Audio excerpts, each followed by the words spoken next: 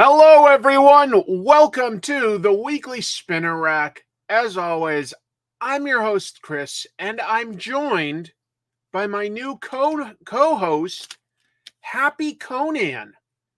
Happy Conan, are you glad that we're doing the show? Mike, folks, I apologize. That is wildly inappropriate. Oh my God, I can't believe Happy Conan would do that. We'll have to put him aside. Folks, this is a show about comic books, not about action figures. That would be immature. No, we do comic books here. We're going to talk today about some of the latest comics that came out, some really interesting stuff, actually. I can't wait to get to that. We're also going to talk about some comic book news.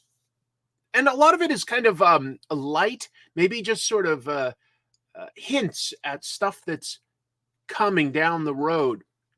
And I think that that'll be fun for us to all sort of chat about and riff on. When I say us, I mean me and the live chat. So I'll give some shout outs to folks that are there.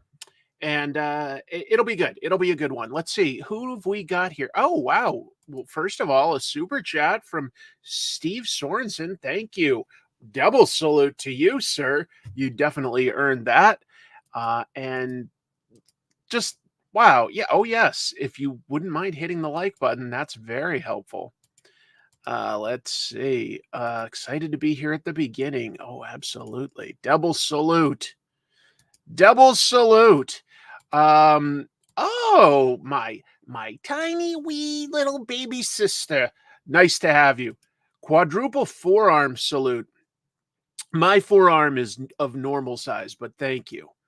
Let's so many people. There's currently a tornado warning in my county.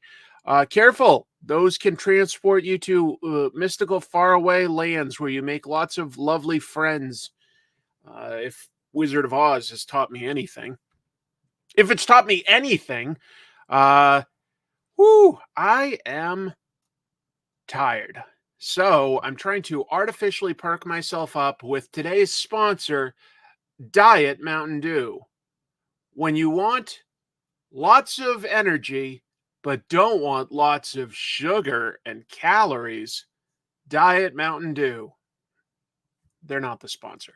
They have nothing to do with this tomfoolery and chicanery. Some of both, I can promise you that. Let's go ahead and add some news to this. I'm gonna do some fiddling with the electronic side of things, folks.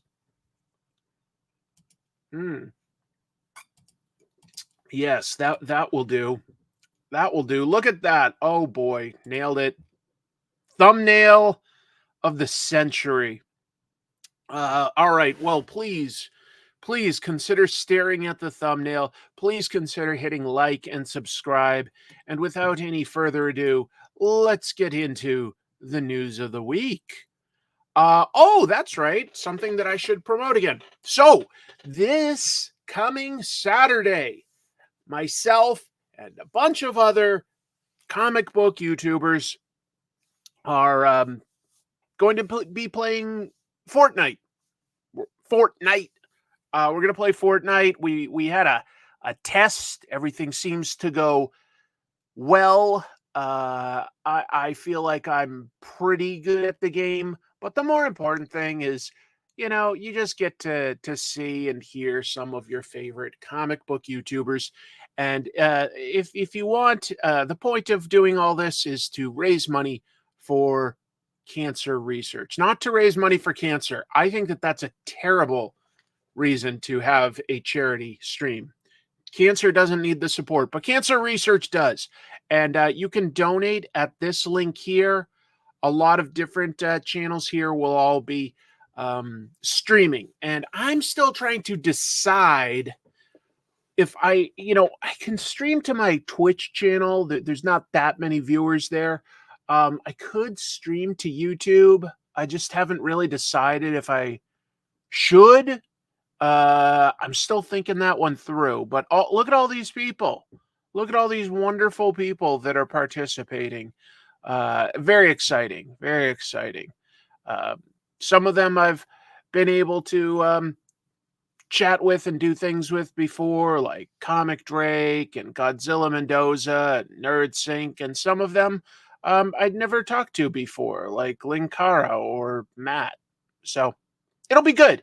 That's this Saturday, 3 p.m. Central, and I guess that's we're saying that because Drake is organizing a lot of this, and he's in the Central Time Zone. So let's see, 3 p.m. Central means, if my math is correct, that's later than it is for Pacific time. I didn't know I was going to have to do math, Your Honor. Your Honor, I don't know why I'm being tried in front of a jury of my peers for not being able to figure out what it is for Pacific time zone. But I do believe that would be 1 p.m. Central, I believe. Anyway, and there's a link that you can donate to. It'll keep a running tally. So anyway, a good idea. I think the least I could do is promote it. The least I could do. And I do believe in doing the least. All right. Michelangelo, Japanese TV star? Subarashi desu ne? Let's see, what am I talking about? Well, IDW released a solicitation for its upcoming Michelangelo one-shot.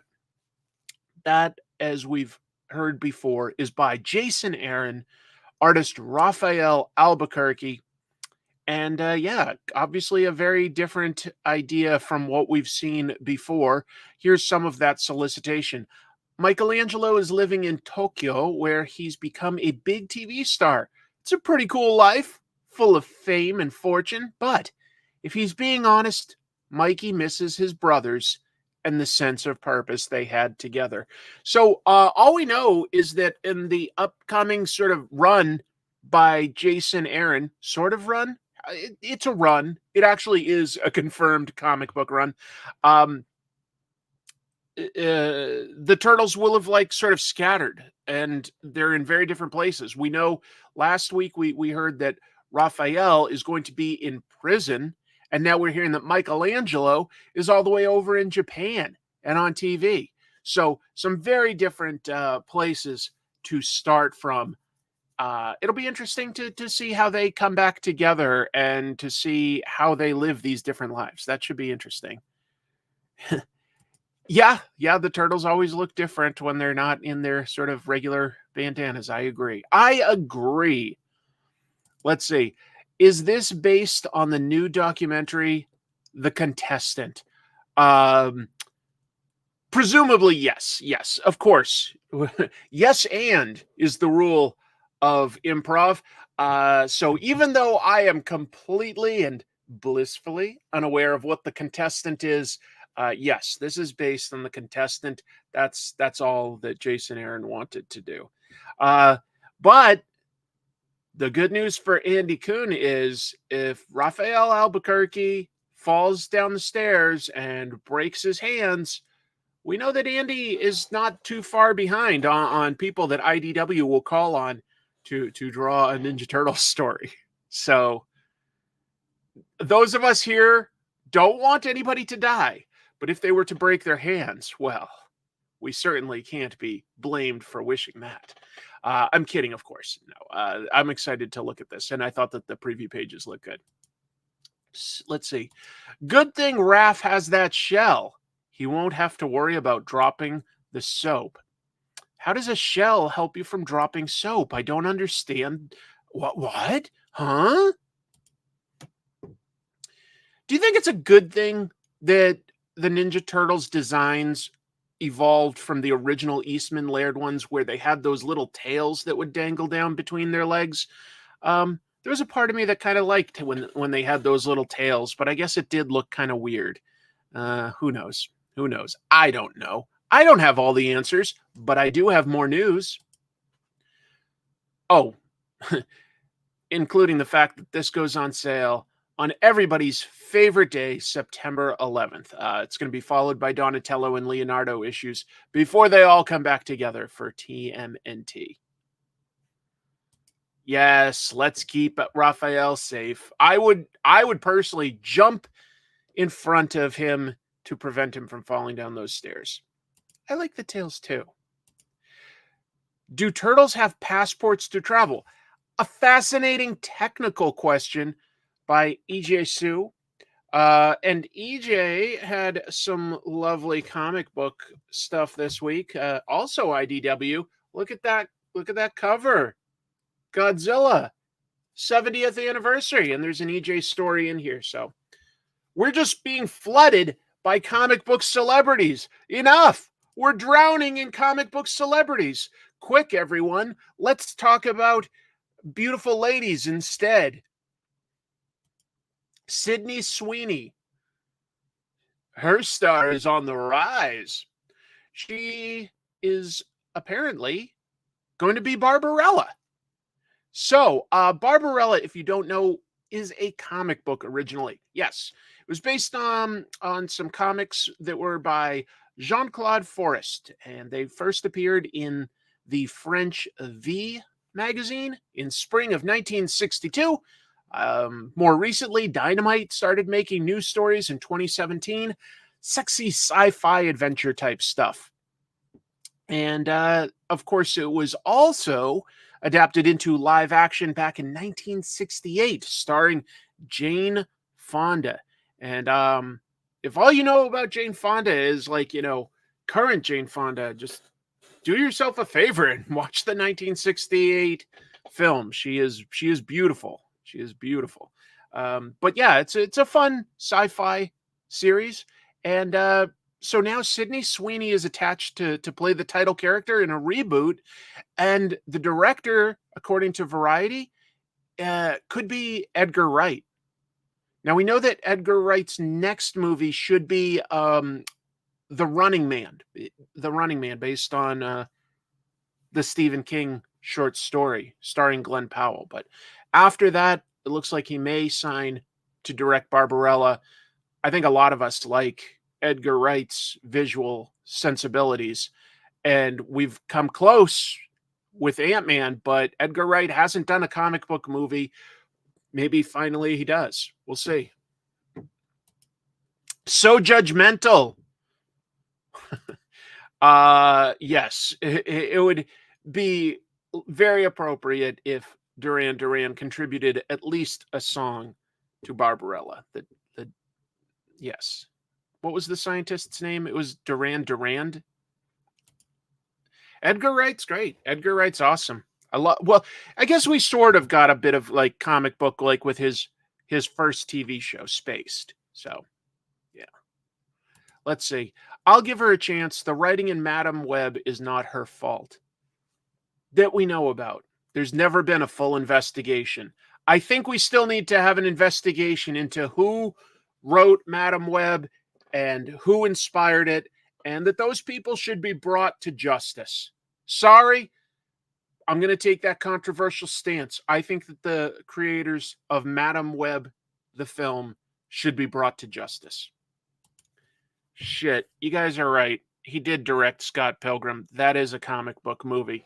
Take back everything I said. We're going to start the show over. Hello, welcome to the Weekly Spinner Rack.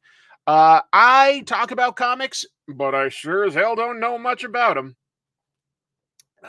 Yeah, so whoopsie doopsie.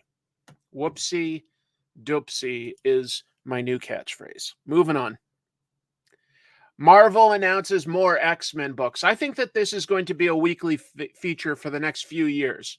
As every week we get one or two new X-Men books until we hit the maximum saturation point. I think that fans would prefer in the vicinity of 138 ongoing X-Men books. I think 138, and after that, you do start having a few too many. My shirt is awesome. Well, here, I'll just like do a little side thing. I socialized this week. I went to an AEW wrestling show with my friend Matt, and that was fun. I got to see a bunch of local superstars and wrestlers. One's Jeannie that you and I saw when we would watch wrestling like over 20 years ago. I saw Edge, Christian, Chris Jericho, but also newer guys like Swerve Strickland. And I had a Do a Powerbomb sign done in the font from the Daniel Warren Johnson comic book. And I got ringside seats, so it does pop up on TV a few times. That was this last Wednesday. That was fun. And then last night, went out to basically grill with a bunch of my coworkers. We all just cooked. It was nice.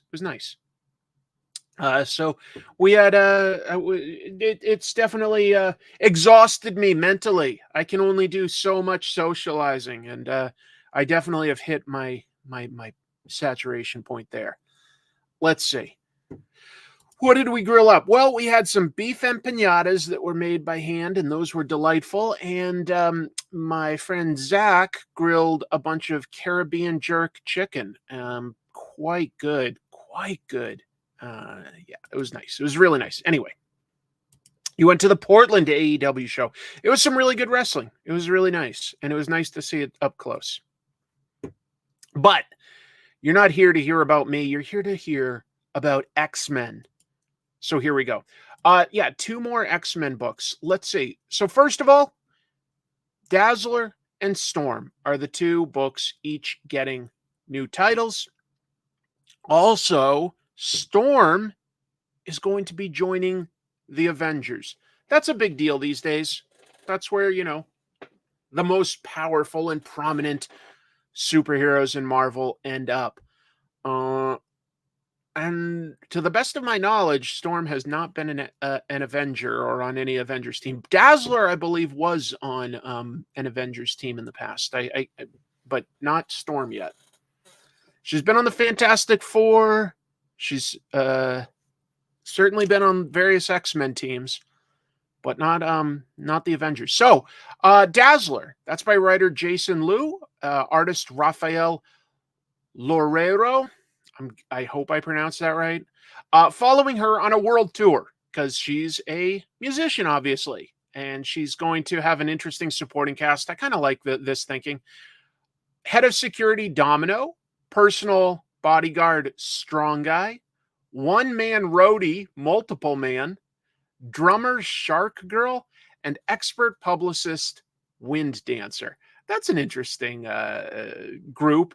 I don't know how interesting it'll be watching her go around the world on a world tour, but it could be fun. You could definitely have her in some interesting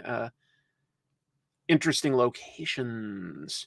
Wait, Storm was in the Avengers during the end of the Bendis era. Was she? I didn't read it then. So, oops. Okay, thank you.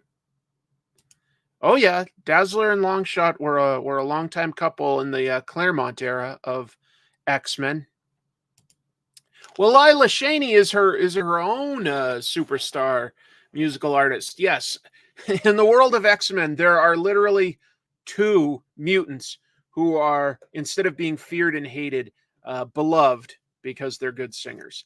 I can believe that. Thank you for the super chat. Speaking of X-Men, right about now, I'm studying and copying John Byrne. I've always liked his art when I was 14 years old. Not a big fan of his own inking. It looks very sloppy and rushed. I sort of agree with you there. I think that John Byrne really benefits from a strong inker. I think in retrospect, my favorite era was when he was being inked by Terry Austin. Yeah, very good. Anyway, there's a few more pieces to this news. Storm is going to be written by Morewa Ayadeli. I hope I pronounced that name correctly. And artist Lucas Wernick, who created a new outfit for Storm. I kind of like that. It's got both the X and the cape and stuff. It's good. Let's see. And so that's going to somehow feature a new threat that's coming at Storm while she also juggles her responsibilities with like X-Men and Avengers. That's a lot. Finally, Storm is joining the Avengers in issue 17 of that book. I've got some thoughts on both of these when I think about this. Um, so first of all, if you're going to give these characters their own solo titles, it's because you're pushing them for a reason. And I think that we would be not being honest if we didn't consider that the movies will play a factor in how much they promote certain characters. So there have been rumors that Dazzler may have some sort of a small role or a cameo in this summer's Deadpool movie, potentially played by Taylor Swift. I think if they're giving Dazzler her own book, that rumor starts to become a lot more plausible, to be honest. And then Storm getting both her solo title and joining the Avengers really makes me think that they are considering uh, having Storm be the initial leader, field team leader of the X-Men by the time we get to see the X-Men in the MCU. Again, wild speculation. It's just that I think a lot of times if we see a new book, that that means that they're pushing the character for a certain reason. We'll see. I'm not familiar with this inker, Jesse Delperdang. Jesse Delperdang is a great burn inker. I'm gonna have to look that up. That's interesting. I definitely trust your opinion there. Oh, I think a Razorback movie is a great idea. A mutant with the mutant power to drive anything, and then he dresses up in a Razorback warthog costume. Smart, beautiful.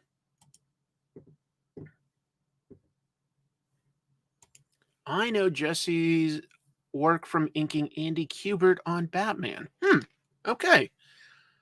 Boy, I feel ignorant because that name is not connecting with me. All right. Amazon, folks, hired Nicolas Cage to play Spider-Man Noir in live action. That's a surprise. Let me acknowledge this super chat. Thank you. Personally, I like it when John's pencils are being inked by other inkers like Terry Austin, Joe Rubinstein, or Scott Hanna. Yeah, I think that's understandable. So, yeah, I was a little surprised by this news, but here it is. Amazon Prime and MGM Plus are creating a live-action Spider-Man Noir TV series. And they announced this Tuesday that Nicolas Cage will play the character, the same one that he previously has voiced in the Spider-Verse movies. I did not expect that, but I love Nick Cage. I love Nick Cage. He does all sorts of different types of movies, but he's a very good actor. And if you don't think that he's done some very toned down for him, like good performances, you haven't seen something like what did he get his Oscar for? That movie in Vegas. I forget the title all of a sudden. Or Pig. Pig the other year was amazing. He's a great actor. He knows when to like ham it up, and he's just interesting. That is an excellent question. While I'm sure that he may have done some sort of a small, sort of supporting cast, like guest appearance on, The Love Boat or something before he really broke in, I can't think of him ever starring in any sort of a TV series. So yeah, this is just the first one I can think of. Let's see. According to Amazon Prime, Noir will tell the story of an aging and down on his luck private investigator in 1930s New York who is forced to grapple with his past life as the city's one and only superhero. Yeah, I like noir stories. I like neo-noir stories. I think that this is a great idea. And with like something like Amazon, they can throw obviously as much money as you need to at a project like this. What's it cost them to make their Lord of the Rings show? $1 billion an episode? Oh, thank you, Jeannie. Yes, I was thinking of leaving Las Vegas. It just wasn't coming to me. Thank you. I have heard about his uncle's new movie, Megalopolis. Man, now that I think of it, yeah, like I guess the The Coppolas, Jason Schwartzman, of course, is also a member of that family, and he plays the Spot. So maybe we'll slowly get to a point. If we could get Sophia and who's Francis Ford Coppola, if we could get them into the MCU, we'd be good. We'll just keep putting Coppolas, plugging them into at least the Sony Spider-Man stuff. There's not much to say about this, but Amazon also did announce quietly that they've canceled that Silk TV show. They were developing for quite a while a live action adaptation of Cindy Moon, or Silk. She also has Spider-Man's powers. Angela Kang from The Walking Dead was the showrunner on that one, but yeah, they've canceled that. So yeah. Look at that. A copious amount of Coppolas. As usual, my jokes right around here. My audiences right around here. Godfather 3 is Marvel canon. Okay, just the third one, though. That makes sense. Anyway, look, Silk is a decent character, but Nicolas Cage's Spider-Man Noir definitely interests me a lot more. You get a name like that behind it, and this is going to move forward if they're announcing that. So I'm looking forward to seeing what they do. I am. The superhero trademark has been challenged. If you don't know, Marvel and DC together share the trademark for superhero or superheroes. Yeah, that sounds like it's a super generic term, but technically, that trademark is owned and controlled by Marvel and DC together. Going all the way back, I think the earliest iteration of it as a trademark was 1967. So there's a London-based comic book publisher, Scott Richhold, and he's got Super Babies Limited, some sort of a comic book publishing outfit over there in the UK. And this past week, they filed with the US Patent and Trademark Office to cancel several trademarks on the term superhero, which, as I was just saying, is jointly owned by Marvel and DC. Here's part of what they have in their petition. DC and Marvel claim that no one can use the term superhero or superhero, super-hero, or any other version of the term without their permission. DC and Marvel are wrong. Trademark law does not permit companies to claim ownership over an entire genre. Yeah, I mean, obviously you could create a superhero, and we use that term in our lives, but if you actually use the printed term superhero in any way, you are going to run up against trademark opposition from the big two. I'm not sure that that's fair. I'm surprised that somebody like, that this guy in the UK is the one challenging it as compared to Dark Horse or Image or some other company, especially in the 90s. But yeah, it's finally getting challenged. I just came up with one example, but if you just look up superhero, you're going to find lots of Marvel and DC stuff. And whenever it's printed, you'll if you look close enough, there should be a trademark there. And it's strange to me to think that they have owned that term. But yeah, that's been the way it's been for decades and decades now. So we'll see. I don't know exactly when they may have used that protection against other people, but it seems like it's past time for that to be considered a generic term. Kind of weird to consider that it's a trademark for those two. Moving on to some other news, Jenny Sparks is returning. I'm excited about that. I always thought that in The Authority, there were more flashy characters like, Apollo and the Midnighter. But I always thought Jenny Sparks was one of the most interesting and unique. All of The Authority had sort of different types of powers and stuff, but Jenny Sparks was the embodiment of the 20th century. It was this idea that there were like babies that would be born right at the beginning of a new century, and that they would just sort of like be the most important person and yeah, just for like 100 years. So anyway, it's vague and unique, but let's talk about it. So DC announced that they are going to do a new series for Jenny Sparks. It's going to be by Tom King and Jeff Spokes. They're going to come in the form of 6 40-page issues with 28 story pages per issue. I don't know what the additional 12 pages are, but I guess backup stories or reprints. I really don't know. Anyway, Jenny Sparks #1 will hit comic book stores August 21st. So this is a Black Label series. That means it may not necessarily be in continuity. I don't care about that personally.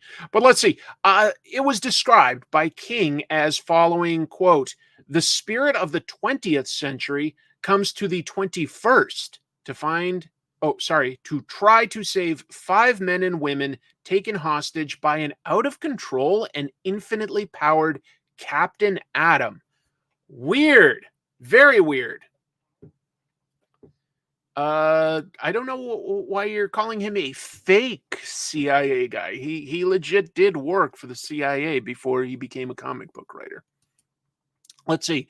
With Tom King being a part of the people building out the DCU story, and with the Authority getting their own film, it's kind of a no-brainer we'd get a new Authority-related comic. That does make sense. Yep. Hey, it's the same logic that we were just using in Dazzler and Storm. So yes.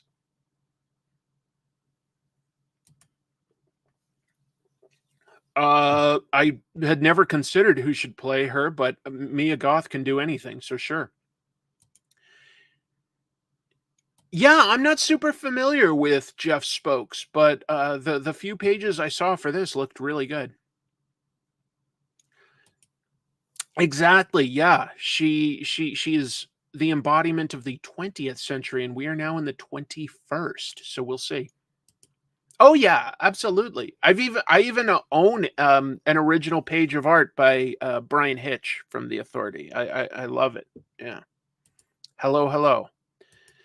Captain Atom has gone evil before. That's true. That might be a trope. We'll see.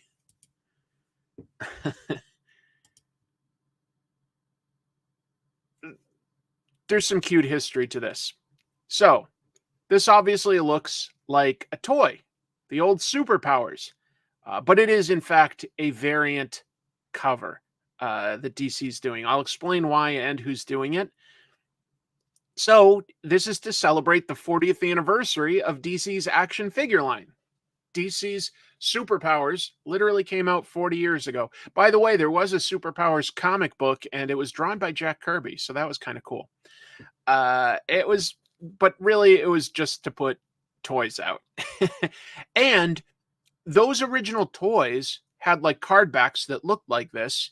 And you may see some with this sort of branding now that Todd McFarlane makes, but they all used to have a gimmick too. But that art was drawn by Alex Saviuk, and DC has hired Alex Saviuk to draw these new variant covers. So they look even more like that era of toys, even though these are comic book covers. These are the issues that will feature this gimmick. Batman #151, Gotham City Sirens #1, Green Lantern War Journal #12, Nightwing 117, Power Girl 12, Superman 17, The Flash 12, and Titans 14. This is the back of one of them, and as you can see, there are sort of action figures for each of these eras, like, Kid Flash for Titans, and Nightwing for Nightwing, things like that.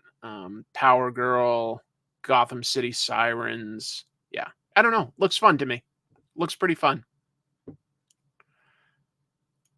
No, I don't think Marvel's doing anything to similarly commemorate Secret Wars, but it wasn't that long ago that they actually had, that Secret Wars event that used the same title. So, I don't think that they want to crib on what DC's doing with these variant covers. I will say that I think DC is making some really fun variant cover things these days. They got Ramona Fradon to do some stuff. They're doing this anniversary of superpowers. If you're gonna do variant covers, have a good reason or something special to the gimmick, as compared to just another artist, which is fine. There's a lot of great artists out there. People can get their favorite, cover for Thundercats or Transformers, and that's fine. But I have to admit, I kind of like that they've got a little bit of a reason and that they got Alex Saviuk, who I always used to really enjoy his work on Web of Spider-Man. Another super chat, thank you. If I ever get the chance to self-publish my comics on Indiegogo, I'll probably put a notice that says I am not affiliated with Comicsgate, though the website is full of those people. Well, do whatever you want, I mean, promoting yourself is tough. I do understand why people group together and help each other. I don't really support or endorse that movement because I think that a lot of the people involved really attack others needlessly. But you do. I understand why they do it on a business sense. I do. That's wild to think about. Is it really? Wow, it's already been 9 years, huh? Yeah, I guess that does make sense. But boy, time flies. Time flies. Oh, they are reprinting the original Secret Wars? I didn't know that, but that makes sense. For what it's worth, I think the original Secret Wars 12-issue series is actually a lot of fun. And maybe that's nostalgia speaking, but I think it was pretty good, to be honest. Most of the issues drawn by one of my favorites, a guy whose name is not coming to me. That's how much I love him. One of my favorite artists. Why am I am so bad at names. Let me say. He's done Punisher. He did lots of covers for G.I. Joe. He did Deathstroke. Mike Zeck. Mike Zeck. Jesus, that's terrible. What is wrong with my brain? What is wrong with my brain? Yes, thank you, everybody. Look at this. There's the delay. Thank you. Wow. That must have been so frustrating to all of you trivia buffs going like, this guy. All right, moving on. Kevin Maguire got the rights to a character that he created for DC. He got the rights back.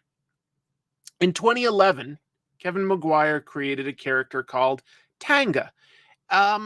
Maybe a little bit like Silver Surfer or something. She was like, a powerful cosmic entity that roamed through space, doing all sorts of adventures. 2011 kind of got overshadowed, honestly, by the New 52 initiative, which was a very big deal.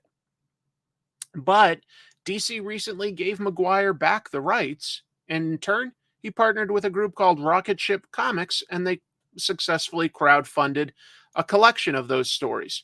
It'll be interesting to see if from here he decides to do any additional news stories.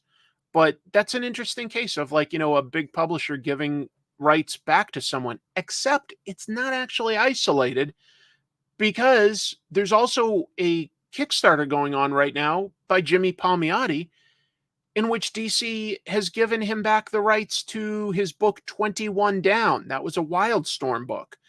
And so he's reprinting the first 12 issues and the unpublished 13th issue. So just an interesting move that I applaud. If a big company isn't using things that they've published, absolutely give it back to the creator. So we shall see. Oh, nice. That's so cool to hear that somebody is familiar with this. Yeah. Weird Worlds. That was what it was first published in, right? Yes, that is sort of unintentional. I am aware that is a Spanish word. It was really just meant in English to just sort of sound like something. I'm not sure I've ever heard of a creator getting their character back from Marvel DC. Well, certainly, there's famous stories like I've talked about in Comic Tropes episodes, like where, Steve Gerber wanted to get the rights to Howard the Duck back, and that didn't happen. But, yeah, Kevin Maguire and Jimmy Palmiotti each getting the rights to crowdfund these books that they had an investment in, and there being an audience there for it is really encouraging. Really, really nice. Let's see. Hey, Chris, I left you a super chat where I said, still don't want to be affiliated with those Comicsgate idiots. They're just nothing but trouble.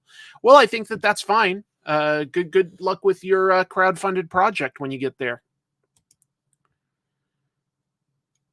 Yeah, it is interesting that they saw it as that valuable, because it wasn't like they were always actively publishing Howard the Duck. But Howard the Duck will be one of the movies that Jim Mahfood and I watch on the next recording of Trash Movie Bonanza, but we already have recorded another Trash Movie Bonanza that will be coming out probably this weekend.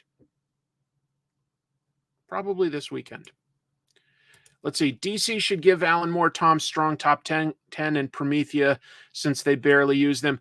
Yeah, but you know what? Like, I think that business-wise, anything like that they can say, like, they have by Alan Moore, they're going to want to hold on to.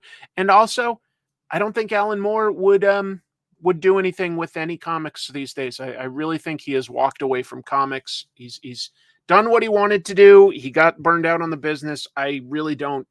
I don't see Alan Moore doing any more comic book stuff, even reprints of anything. That's just me. Yeah, we figured Howard the Duck and Swamp Thing would make an interesting double bill. So we're looking forward to doing that. Oh, Jim's here. The upcoming episode of Trash is pure quality. Ironic, right?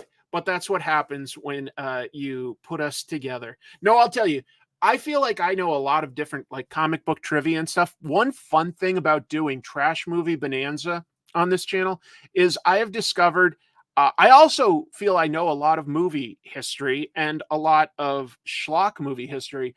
I don't know as much as Jim does. Jim is really good at knowing a lot of the people that have worked on different like trashy B movies. He really does know that stuff, and it's fun getting challenged in that way. I like it.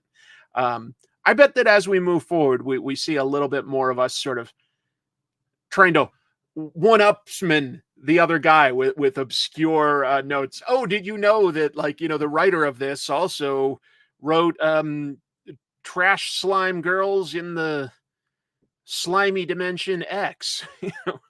It'll be fun. Oh, it's a weird movie, man. It's a weird, misguided movie. I think that there are a few good elements within it. It was made too soon for it. Just like Howard himself is just kind of a disturbing little creature. I've never seen Street Trash, actually. No, I've never seen Street Trash. All right, I'm going to move on to some more news, but I thought that was a happy, nice little piece. Congratulations to Kevin Maguire for doing that. This Kickstarter, I hadn't heard of it until it successfully ended. It just recently ended, but he raised $30,000, which is well beyond what their goal was. So that's nice. Is DC going to debut a new logo? No hard and fast news here. I just wanted to put this in front of the live chat to see people's thoughts, because all this is that Bleeding Cool reports that they heard a rumor that DC is going to debut a new logo for themselves at this year's San Diego Comic-Con.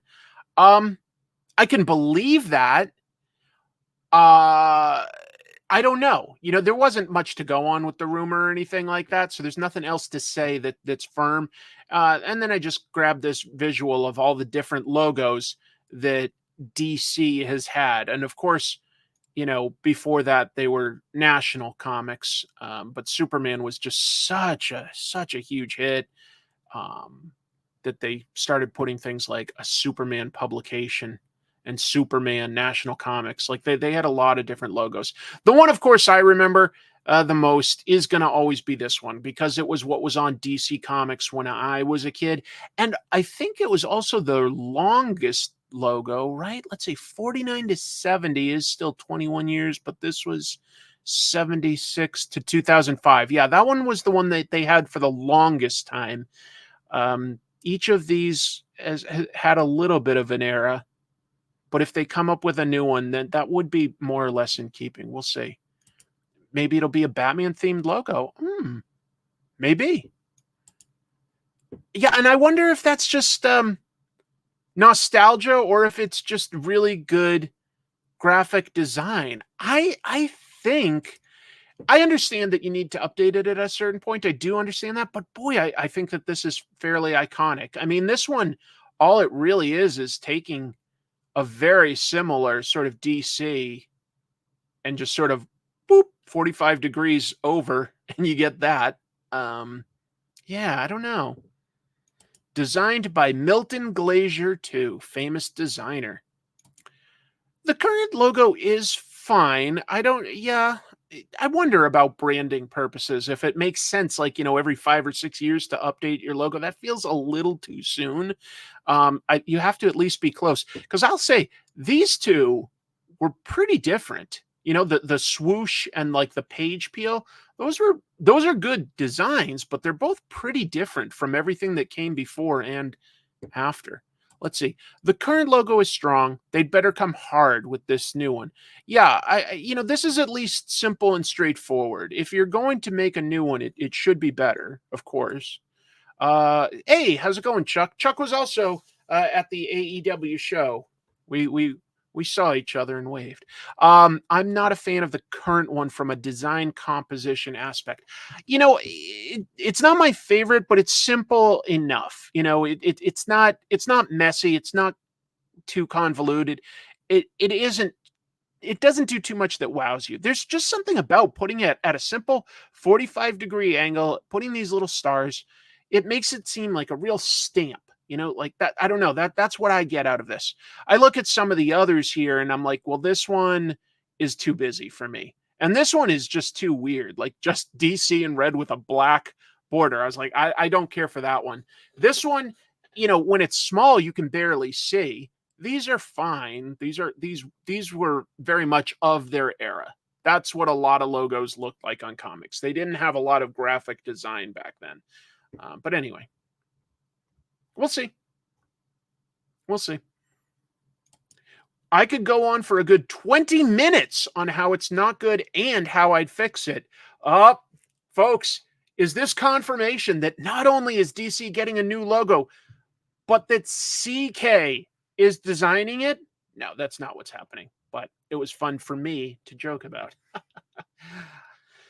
2005 to 12 is your favorite. The swoosh. The silhouette test is a good test.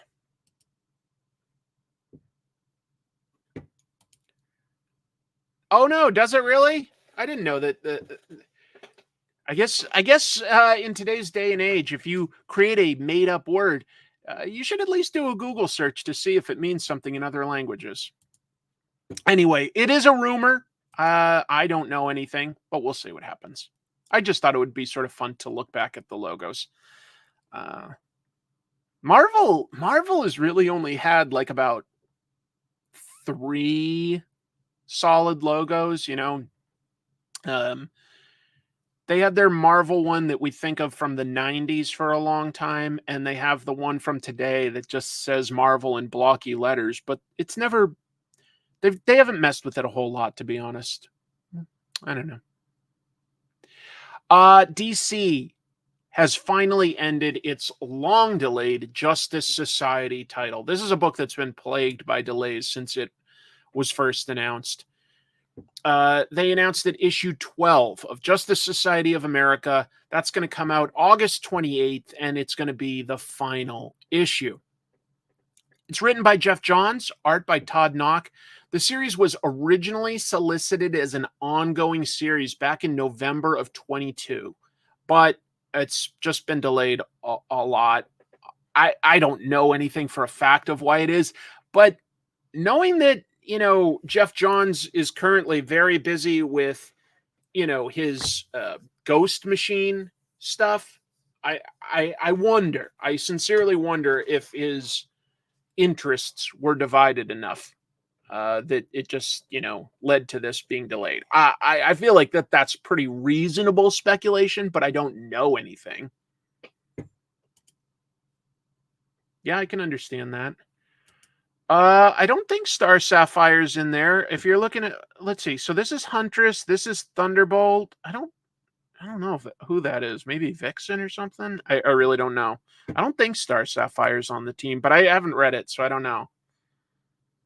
You like the Jay Garrick and Alan Scott ongoings. That's cool. All right.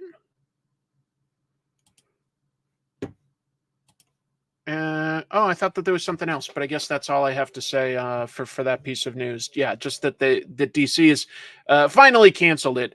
Hey, if when you're Marvel or DC, you have to just come out with a book regularly if you've announced it. It just, yeah. The only one I'm really reading is Red Coat. I'll talk about that a little later tonight. The rest, I got the Ghost Machine sort of sampler issue that they did, and it looked fine, but it didn't really excite me too much.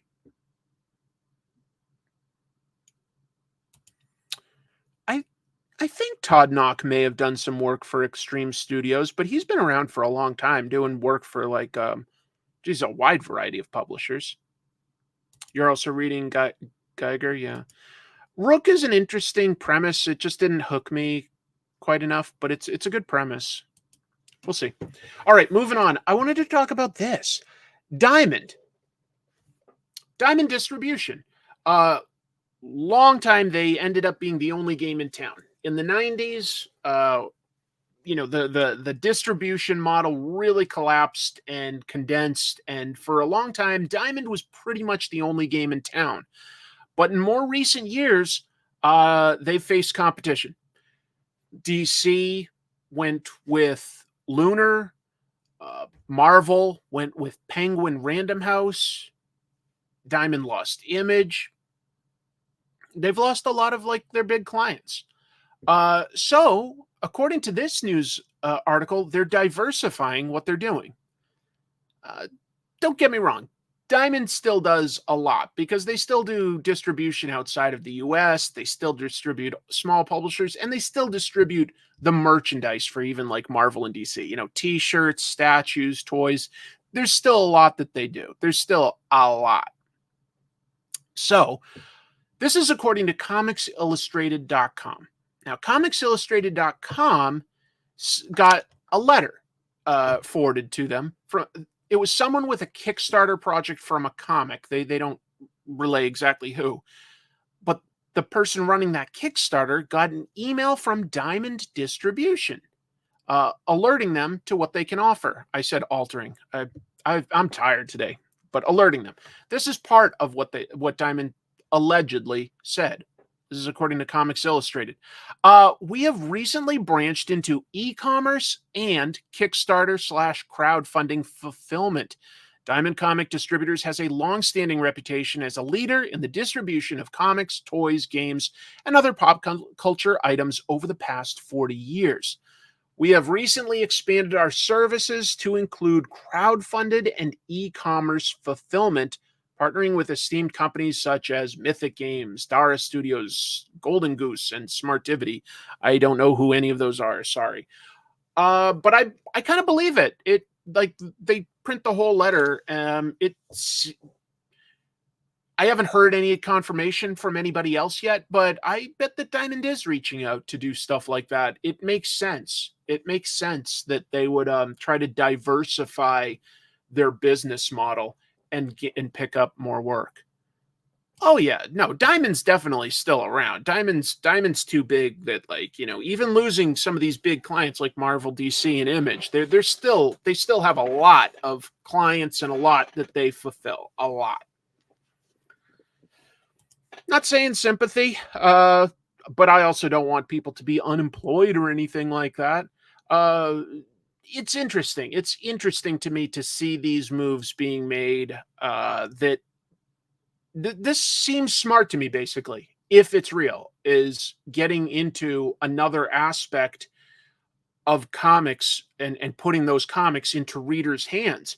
There are still, unique challenges for how you get those from a printer into the hands of its people. Well, Diamond would be uniquely positioned to know how to do that. Are they going to be the most cost efficient fulfillment house? I don't know. Because they've built bigger and bigger and bigger, but maybe they are still nimble enough to handle individual crowdfunding campaigns. Maybe it depends on how many people support it, but it's an interesting idea. It's an interesting idea that they're getting into it. I still hear for what it's worth, it's like, yeah, we as readers probably have no love for any distributor over another, but I talked to comic book store owners about like the business that they do, like the actual, like, how do you market? How do you decide what to order? Who do you like working with? This, that, and the other. And I do still hear that Diamond does a really good job of packing the comics properly so that there's less damage. I do hear good things about that. And that it was just like a pretty easy ordering process. And now it's like tough for some stores to have to order from several different places. Maybe it is, but you're probably saving money too in the long run. That means that they have the chance to damage more material. I mean, I guess that's one way of looking at it. A little cynical. Is Lunar supposed to be very good at their packaging? I have to admit I didn't really know, but maybe. Anyway, we'll see. They're not going anywhere anytime soon. They're a little too big for that. Let's just make that clear. Moving on. Don Perlin passed away, and I thought that was worthy of noting because I feel a little bad about this. I did not realize he was still with us. And Don Perlin is a really cool artist. I wouldn't say my favorite, but I'd also say I read a lot of his comics growing up. And if you can read comics and they're like clear and easy to read and fun, well, then you made my childhood better. And I wanted to respect that. So he passed away at age 94. Man, if you can get into your 90s, I feel like that's pretty awesome. That's a pretty good age to be able to hit. He actually did break in the golden age in the late 1940s. Some of his earliest work was working for Will Eisner's studio. So yeah, technically one of our last few golden age artists that was alive. Thank you very much, Arsnoff. I appreciate the support. Some of the things that he's known for: co-created Moon Knight while he was drawing the Werewolf by Night comic. He co-created Bloodshot over at Valiant. Those are definitely two characters that will continue to live on. He's probably best remembered for, like, in the 70s, mid-70s, he worked at Marvel for a long time. He had runs on Ghost Rider, Werewolf by Night, Defenders, and the one that I read the most as a kid, if I'm being honest, was Transformers. He did a bunch of Transformers for Marvel. But I also was exposed to stuff like Ghost Rider and Werewolf by Night pretty early on, and I liked it. I did. Oops, I guess that was everything I had for Don Perlin. But my sympathies to his family, and my thanks to somebody that illustrated a bunch of stuff that I read when I was younger, before I really knew to look for writers and artists, but I was exposed to it and I enjoyed it. And so now I look back and I like it. It's a good one, right? It's really good. We're spoiled now. Moon Knight has grown. And so we got, like, early Sienkiewicz experimenting with his style. We've got somebody like Declan Shalvey that helped reinvigorate and reimagine Moon Knight and gave it some great art. A lot of great artists on Moon Knight over the years. But Don Perlin definitely did something pretty iconic there. Yeah. So I wanted to acknowledge that. Tell you what, this is one that will probably take a little bit longer to talk about, but we've got the Eisner nominations for 2024. And I thought that was worth talking about. Let me bring up a different page or window or something here. Let's see. I'm going to share my screen and pull this up. There we go. Just making sure you all can see that okay, right? Yeah.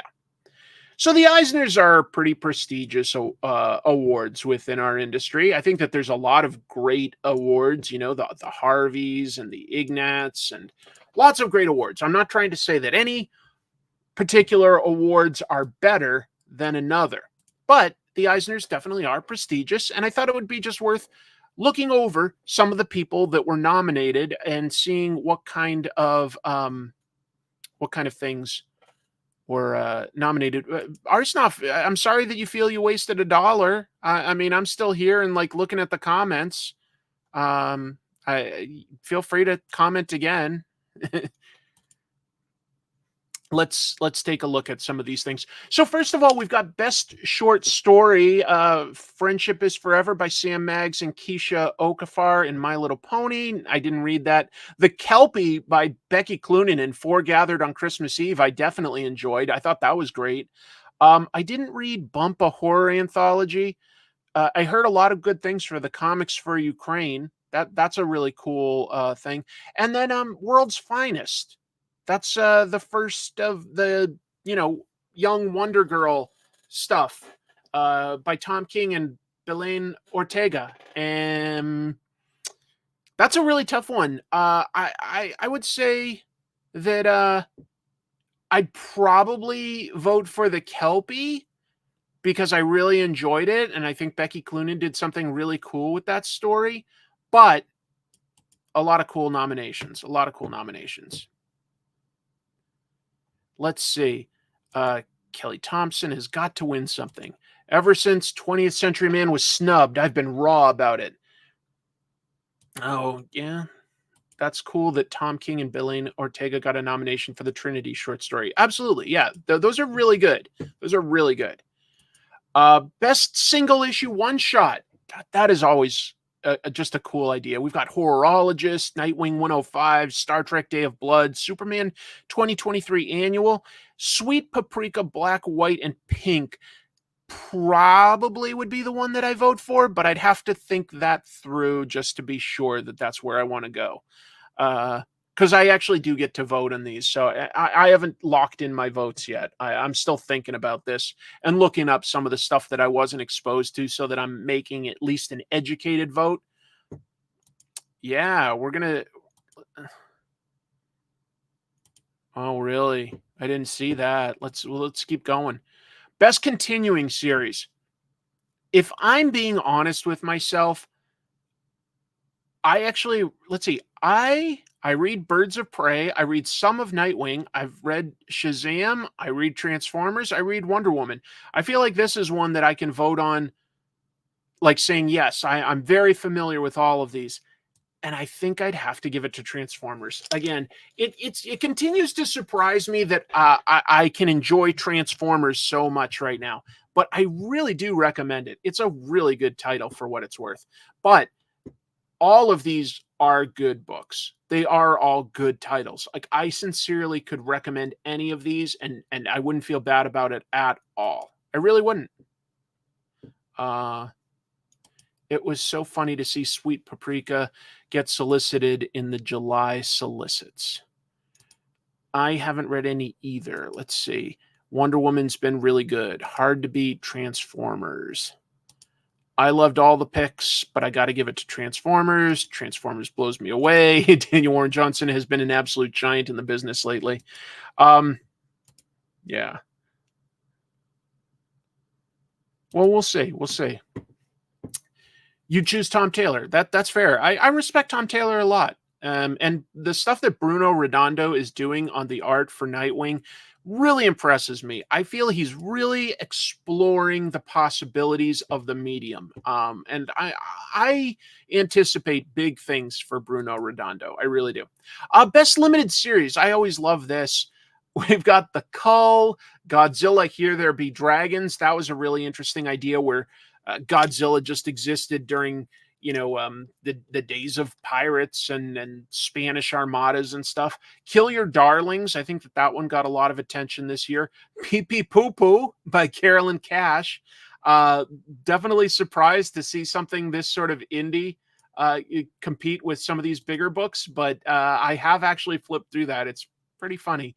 And Superman Lost by Christopher Priest and Carlo Pagulayan. I probably butchered that name. I don't know what I'd vote for here. That one's something I'd have to think about. That one I'm not sure. Interesting to see so many diverse opinions there. But anyway. Kill Your Darlings and The Cull were both really good. Yeah. Carolyn Cash got in with Pee Pee Poo Poo. I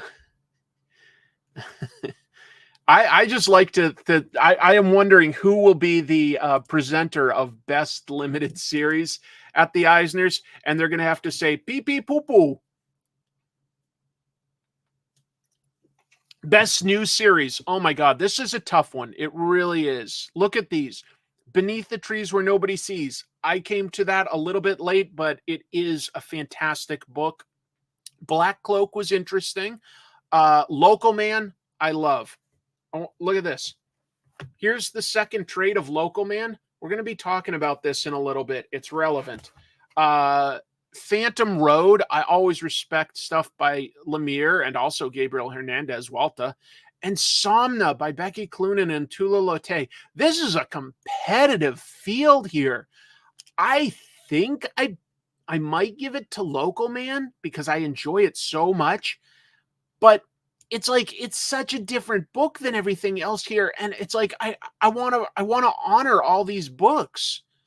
Well, you know what? I guess that they're honored by getting those nominations. Oh, cool. Very cool. Yeah, it warrants a video. It is excellent. You think it'll probably win for Best New Series? Yeah, it might. It might. I don't know that Marvel was snubbed. Marvel hasn't had as many excellent things this year. They've had good things, but I don't know about excellent. I was a big fan of Phantom Road. This is great that so many of you have read so many different ones. I think Image did rack up the most overall nominations. Yes, I'm pretty sure that Image by far came across. And that just speaks to the diversity of their content. Like so many different styles and genres. Yeah. This is a tough category. This is like one that will like really keep me thinking. The next few I'm not too familiar with. We've got Best Publication for Early Readers. I don't know any of these books. Best one for kids, same thing. Best publication for teens. I mean, feel free to read this on your own time. I just really wouldn't know any of these apart from any others. But best humor publication, I've read some of these. How to Love, A Guide to Feelings and Relationships for Everyone. I Was a Teenage Michael Jackson Impersonator and Other Musical Meanderings. That's kind of cool. It's Jeff the Jeffverse. There's Marvel getting a nod. And Gurihiru is a really fun artist. So that's nice. Macanudo, Optimism is for the Brave. And the Yakuza's Bias. I feel like how popular manga is these days, this one like has a big possibility, but who knows? Who knows? Who knows? I Was a Teenage Michael Jackson Impersonator is great. Very cool. Let's see. Glad to see it's Jeff getting the nom. Best Anthology. Again, this one is like, I know what I think I'll vote for, but it's not an easy vote. Yes, two people, yes. Gurihiru is two people, yes. Let's see. Comics for Ukraine. Great editing, great idea for an anthology. Always love it when comics can raise money for charity. I think I'm inclined to vote for Deep Cuts because it was better than I really expected. It really made jazz feel exciting, interesting, and relevant in a way I wouldn't have anticipated it to be. I like Deep Cuts a lot. The Devil's Cut, I'm a little surprised to see that make it in here. You know, kudos to Distillery. It's just that I felt that when I read The Devil's Cut, it was just a sampler of what's to come. I didn't feel like it was that enjoyable an experience by itself, but that's me. Marvel Age 1000, that's fun. The Outside, trans and non-binary comics. Yeah, I think that's really important to have books like this out there so that people in these marginalized communities don't feel like complete outsiders. And Swan Songs. I don't know Swan Songs, so I have to look that out. The Outside was excellent. That's really nice to hear. Still need to read Swan Songs. I really hope Deep Cuts wins because I'm a huge fan of Kyle Higgins. That's a good reason, I guess. Yeah. I did read Hack Slash by Zoe Thorogood. She's really, really impressive. Really impressive. It is a beautiful book. I agree. Deep Cuts is sincerely very good. Been really interested in Deep Cuts. We'll keep an eye out on the trade. It comes out real soon. So yeah, if you can make a music-focused book good, that's amazing. I can't imagine it's an easy genre to translate. I've always said that like music is sort of the toughest thing for comics to tackle in some ways. But you can do it. And I think Deep Cuts is a really good argument for how to do it. Swan Songs was great. Swan Song is the same guy who does Ice Cream Man. I didn't know that. I love Ice Cream Man. Okay. Love jazz, love some comics. Can't go wrong. Exactly. That's quite a trick to pull off. So appreciate you guys sharing your diverse opinions. This is what I was hoping for when I went through the list. I like hearing it. Oh, good. Okay, the Deep Cuts trade paperback comes out this week. That's good to know. I do recommend it. Best reality-based work. Are You Willing to Die for the Cause? That's a Drawn and Quarterly book. We've got Last on His Feet, Jack Johnson and the Battle of the Century. Messenger, The Legend of Muhammad Ali. I always find Ali's story interesting. And Mark Bernardin is a good writer. Oh, I didn't realize that was by Ron Salas. Underrated artist. Ron is great. Thing, Inside the Struggle for Animal Personhood. I don't know what that one is, to be honest. And then we've got this. Three Rocks, The Story of Ernie Bushmiller, the Man Who Created Nancy, by Bill Griffith. I think I'm going to have to probably vote for that. I find comic book history fascinating. You know, it's like when you go to the Oscars, right? When you watch the Oscars, if there's a movie about movie making, those voters love it. Well, yeah, again, if you make a comic about comics history, sorry, comics readers and voters are gonna eat that up. They're gonna eat that up. Nancy was legit hilarious by Ernie Bushmiller, and he played with the actual conventions of comics itself sometimes. It was really cool. And Bill Griffith is just an interesting, guy who Zippy the Pinhead is this book that's published in newspapers, but I've always felt he's such a sort of underground indie type of artist. It's just interesting to see that. Yeah, who knew that I liked comic history, right? I love me some Ernie Bushmiller, quite a weird genius. That's a much more eloquent way of putting it than I just did. Liz Lemon, this comic ripped you off. Oh, man. Isn't Bill Griffith supposed to be a professional's professional? I don't know. I should know more about Bill Griffith, to be honest. I don't know. The Jack Johnson story is fascinating. Cool. Very cool. Then I'll have to look up some more of that and familiarize myself. Best graphic memoir. We've got Family-Style Memoirs of an American from Vietnam. A First Time for Everything by Dan Santat. In Limbo. That's by Deb J.J. Lee. Memento Mori by Titu Takalo. Sunshine, How One Camp Taught Me About Life, Death, and Hope by Jarrett Krasoska, maybe? And The Talk by Darren Bell. Well, I don't know, but I do like nonfiction and biographies and stuff. So I bet that all of these could be things that are up my alley, to be honest. So I'll have to educate myself. Best graphic album, new. This stuff's always fun. We've got Ashes, Eden 2, A Guest in the House, Parasocial, and Roaming. That's a I don't know if I know who I'd vote for there.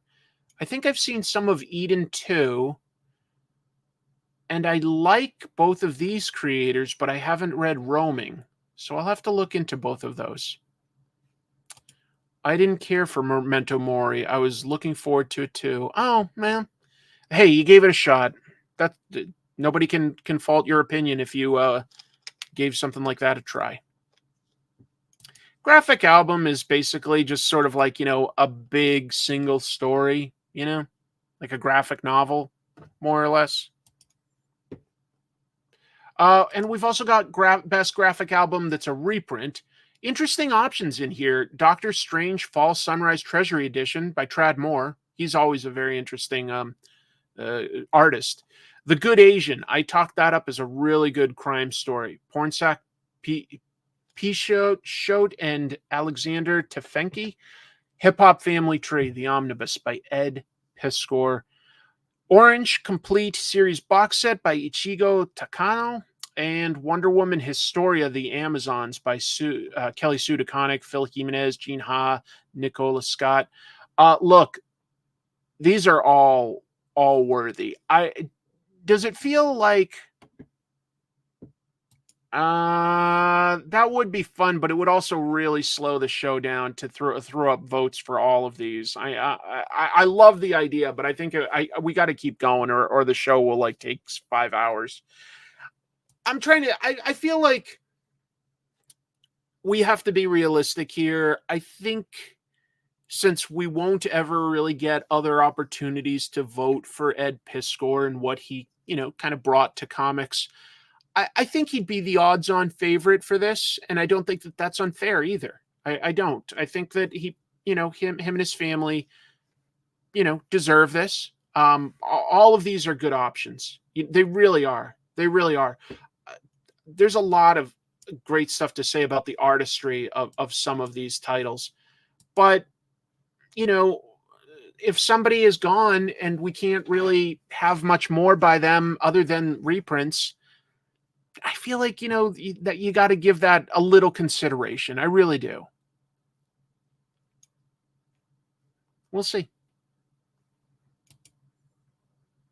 I mean, I could open up another window and put up that, but you'd see a lot of me typing while I'm trying to host a show too. I don't have an assistant. If I had an assistant or something like that, I'd put up polls. It's a fun idea, but it would really slow things down. People from different ethnic backgrounds, I assume, would name their child that. It doesn't seem that strange to me. Oh, you're saying just later or something, on the channel, just yeah, I could do that. I could do that on Comic Tropes or Pros and Cons. Just throw up some polls here and there. That could be fun. That's a good idea. That's actually a really good idea. Anyway, moving on. Best adaptation from another medium. Beowulf, DRCL, Midnight Children, H.P. Lovecraft's The Shadow over Innsmouth, The Monkey King, and Watership Down. Well, again, this is a very competitive one. This is very competitive. These are very good books. And there's a big part of me that would love for this book to win because I know Zach a bit in real life, and he's a great creator. He helped translate this, and I respect Go Tanabe. But as far as what I've enjoyed the most, I think you've seen that I've done episodes, and I put this as one of my top 10 horror comics of the year. DRCL Midnight Children is just some really interesting artwork, just really, really intricate. I'd probably vote for this, but I definitely would not feel heartbroken to see any of these other books win. They deserve it. I know Watership Down is a fantastic story. It's just, yeah. You're legally required to vote for Beowulf. Let's see. Watership Down was a great read, especially after that, pardon the pun, watered down Netflix series. I never watched that one. I didn't watch that adaptation. Oh, cool. You'll have to reply with your thoughts on it after you've read it. It's really interesting. Hello. Did not know about the Monkey King adaptation. I know Monkey King is a fascinating bit of Chinese history, like some really great mythology there. We've seen lots of Monkey King get like little bits of adaptation, but I don't know that we've ever here in the States been exposed to a great, complete adaptation of the Monkey King story. We'll see. Oh, good. I'm glad that you got a signed copy. That's really nice to hear. So anyway, this is a tough one. This is literally a very tough one. We've got Best U.S. Edition of International Material. Ashes with another nomination. Black Sad. I've talked that book up before. A Boy Named Rose. That's interesting. The Great Beyond. Shubeik, Lubeck, and Spa. I love that the Eisners it takes a look at stuff from other countries, since there's so many great European and Asian and sometimes South American books that get in here. I'd probably vote for Black Sad. It's mostly just emotional because I just happen to love what Canales and Guarnido do. I just really like it. We've got Best U.S. Edition of International Material, specifically Asia. And again, DRCL Midnight Children, Goodbye Airy, The Horizon, My Picture Diary, River's Edge, The Summer Hikaru Died. I'm going to say Goodbye Airy by Tatsuki Fujimoto. I talked this book up. Yes, I just talked up how great DRCL Midnight Children is. Goodbye Airy is a fantastic one-shot manga. Really, really emotional. Definitely gets my vote. Definitely. Okay. Thank you, Owen's Reviews. If they started doing a manga vote, I bet it would get a lot more eyes on the award. Well, I mean, they've always got manga in there. And it covers so much that but who knows? Maybe they do need to have more manga in there. Maybe. Manga is a big part of the industry right now. Glad to hear so many other people agree that Goodbye Airy is something special. I really recommend it. You can easily get this on Amazon. Maybe at your comic book store too. Best Archival Edition, comic strips. So we've got Dauntless Themes, High-Heeled Heroes of the Comic Strips, David Wright's Carol Day, Popeye, Sundays, Walt Disney's Silly Symphonies, 32 to 35, and Where I'm Coming From.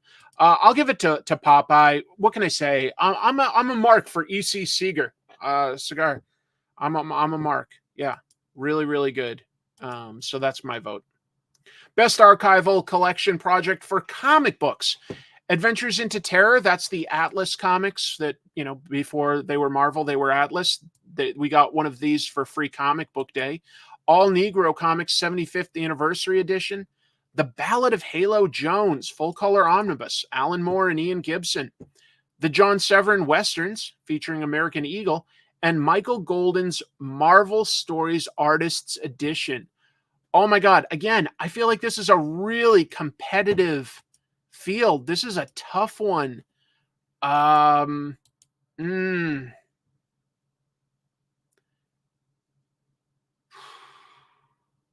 Boy, I keep getting close to saying I think I'd vote for this one, and then I look at the other options, and I can't decide.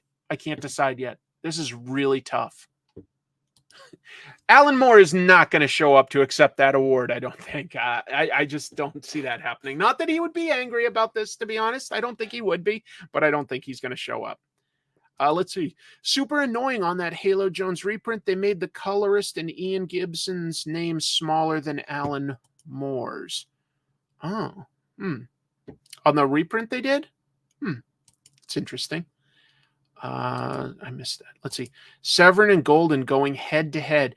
I loved John Severin growing up, actually. I really did. But I think I'd go between those two for Michael Golden Like that fascinates me a little bit more.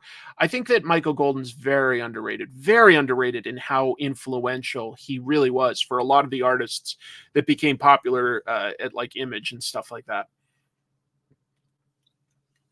But all of these are really good. I don't know. I don't think you could like. It would be hard to get angry at any of these winning. It would really be hard. I can't decide right now, so I don't vote yet.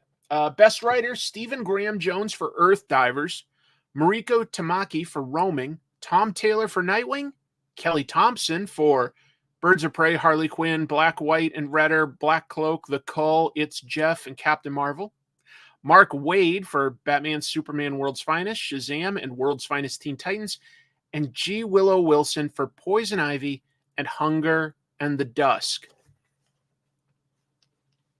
I would, You know, there's a part of me that feels like I almost overlooked Mark Waid just because, hey, he's been in the industry for so long, this, that, and the other. But, you know, if I'm being honest, I'm really enjoying his Batman, Superman, World's Finest book a lot.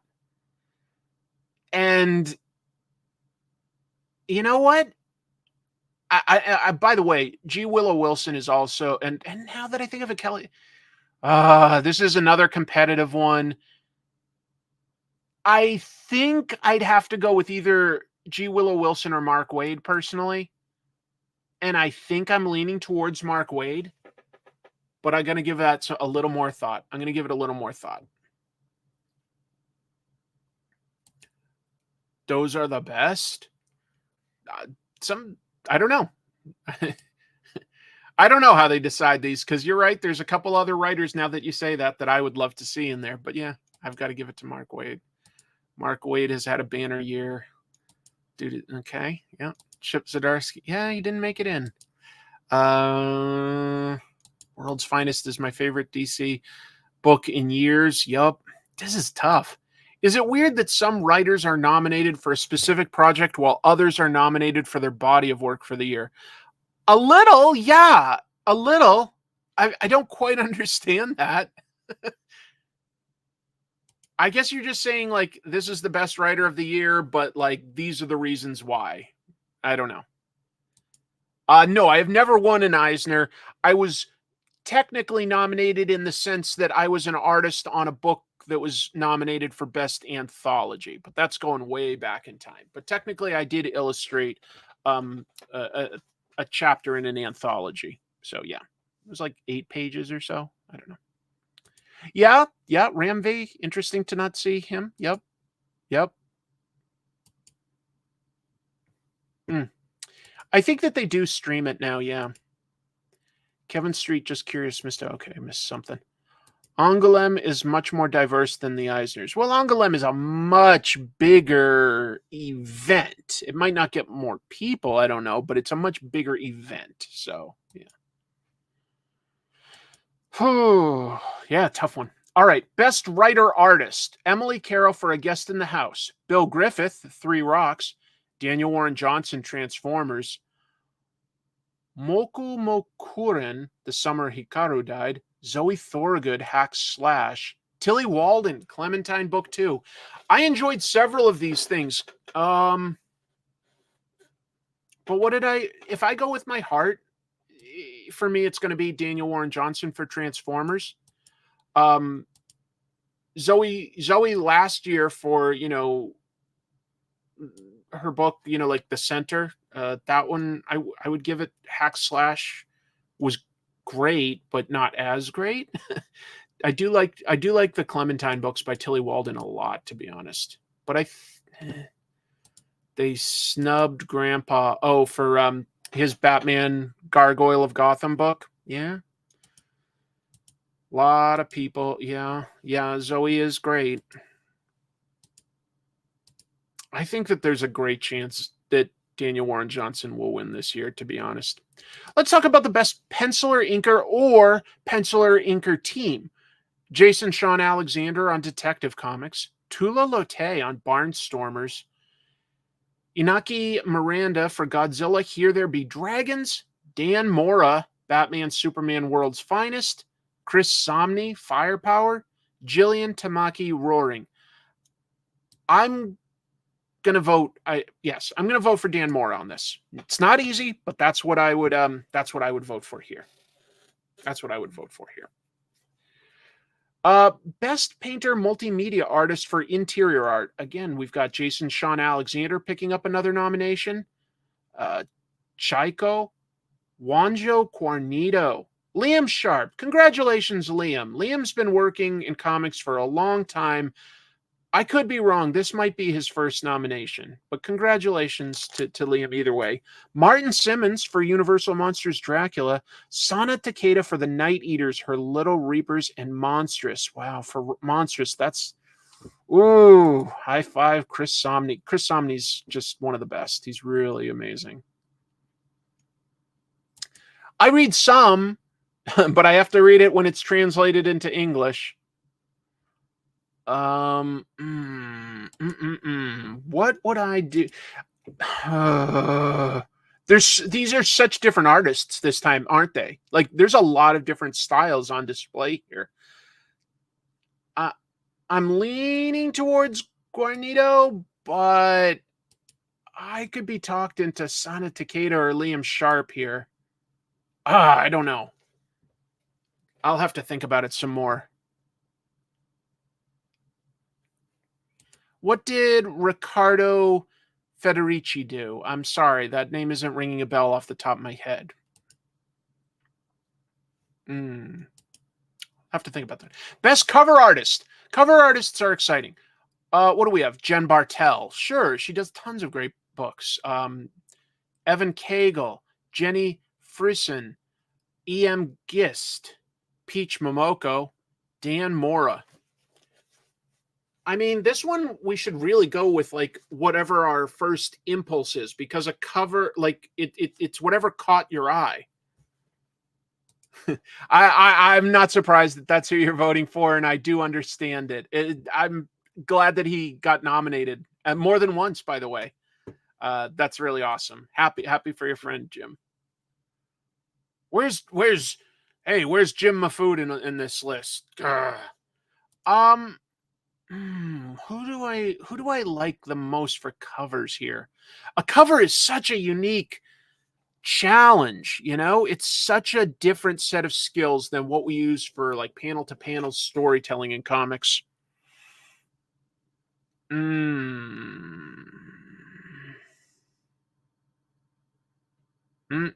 looking over all of these things and thinking them through. I'm leaning towards Jenny Frisson, but I don't know yet. I'd have to think that a lot. Evan Cagle, Jen Bartel, Momoko has been putting in the work. She does work hard. Jenny and Peach just keeps getting the same shit, okay? Dan Mora. Jenny is great. Different and wide open. Frisson. I don't know. I'm leaning towards Jenny, but I don't know. Best coloring: Jordi Belair, Matt Hollingsworth, Lee Loffridge, Dave McCaig, Dean White. These are all fantastic colorists. Always choose a palette that makes sense. They don't get it too busy. Boy, when I do comic tropes, I go back and there is this era in the 90s where the coloring was so awful. And some of the lettering was terrible too. It was just like just like the beginning of that era when you could use Photoshop and stuff. Oh. I need a nomination for shitty movie knowledge. Come on, Eisners. Yeah. When is Trash Movie Bonanza going to be nominated for an Eisner, folks? Oh, that's interesting that a couple of you are leaning towards Dean. I was leaning towards Jordi. This year, but these are all very good colorists. Sincerely, a lot of great work here. A lot of great work. Best lettering. Lettering is something I definitely love, and it's such an invisible art when you do it well. But there's clever stuff you can do. There's Emily Carroll. There's Benoit Dehaan and Lauren Bowes. Bill Griffith. Unique nomination. Congrats. Hassan Richard Starkings, Russ Wooten. Boy, a lot of respect that I have for guys like Russ and Richard. I think this year I would give it to Hassan. I've seen Hassan do some really interesting stuff with his not just font choices, but like how he places the actual balloons, like in Beneath the Trees Where Nobody Sees, I think it was. I think I saw a character was walking out of a room and it was like obvious that you should be hearing what they're talking about less. And he hid a bunch of the balloon behind the door frame. And it felt like the words were sort of trailing off or echoing with the character. It was really clever. That could have been flashy, but I didn't find it flashy. I found it good. Yes, give Jim some awards. Starkings, Russ Wooten, Hassan. Yes, tricky. Spoiled for choices. Totally. Innovative. Yeah, I'd say innovative is fair. We're getting close to the end, actually. Best comics-related periodical journalism. No nominations for any YouTubers. I don't think that that's crazy. I think that there are some, even if it's not comic tropes or something, you're going to say that there's not good like essays that are well sourced and well put together that you could count as journalism. I think that there are. I've never really seen comic book YouTubers get nominated for an Eisner, except for like they did actually for a little while have like sort of a digital thing. But I don't know. I feel like someday it'll happen. I hope I'm still working in that field when I see it happen, even if it's not me. I'm not advocating for me. I don't need that in my life, but I would love to think that comics analysis and potentially criticism could be worthy of, awards. That would be nice. Anyway, we've got Comics Journal number 309. I don't remember what happened in that issue. The Indirect Market, an article on Comics Beat. Rob Salkowitz for Forbes, ICV2, Publishers Weekly. Sketched by David Harper. Soul Rad, the literary magazine for comics. I'll probably give it to Sketched. I respect a lot of what Sketched does. I don't know if that would that be silly to have like a whole YouTube category for the Eisners. I feel like that there are quite a few comic book related channels out there at this point. And a lot of them do, I think, pretty insightful analysis and criticism that I think, I don't know.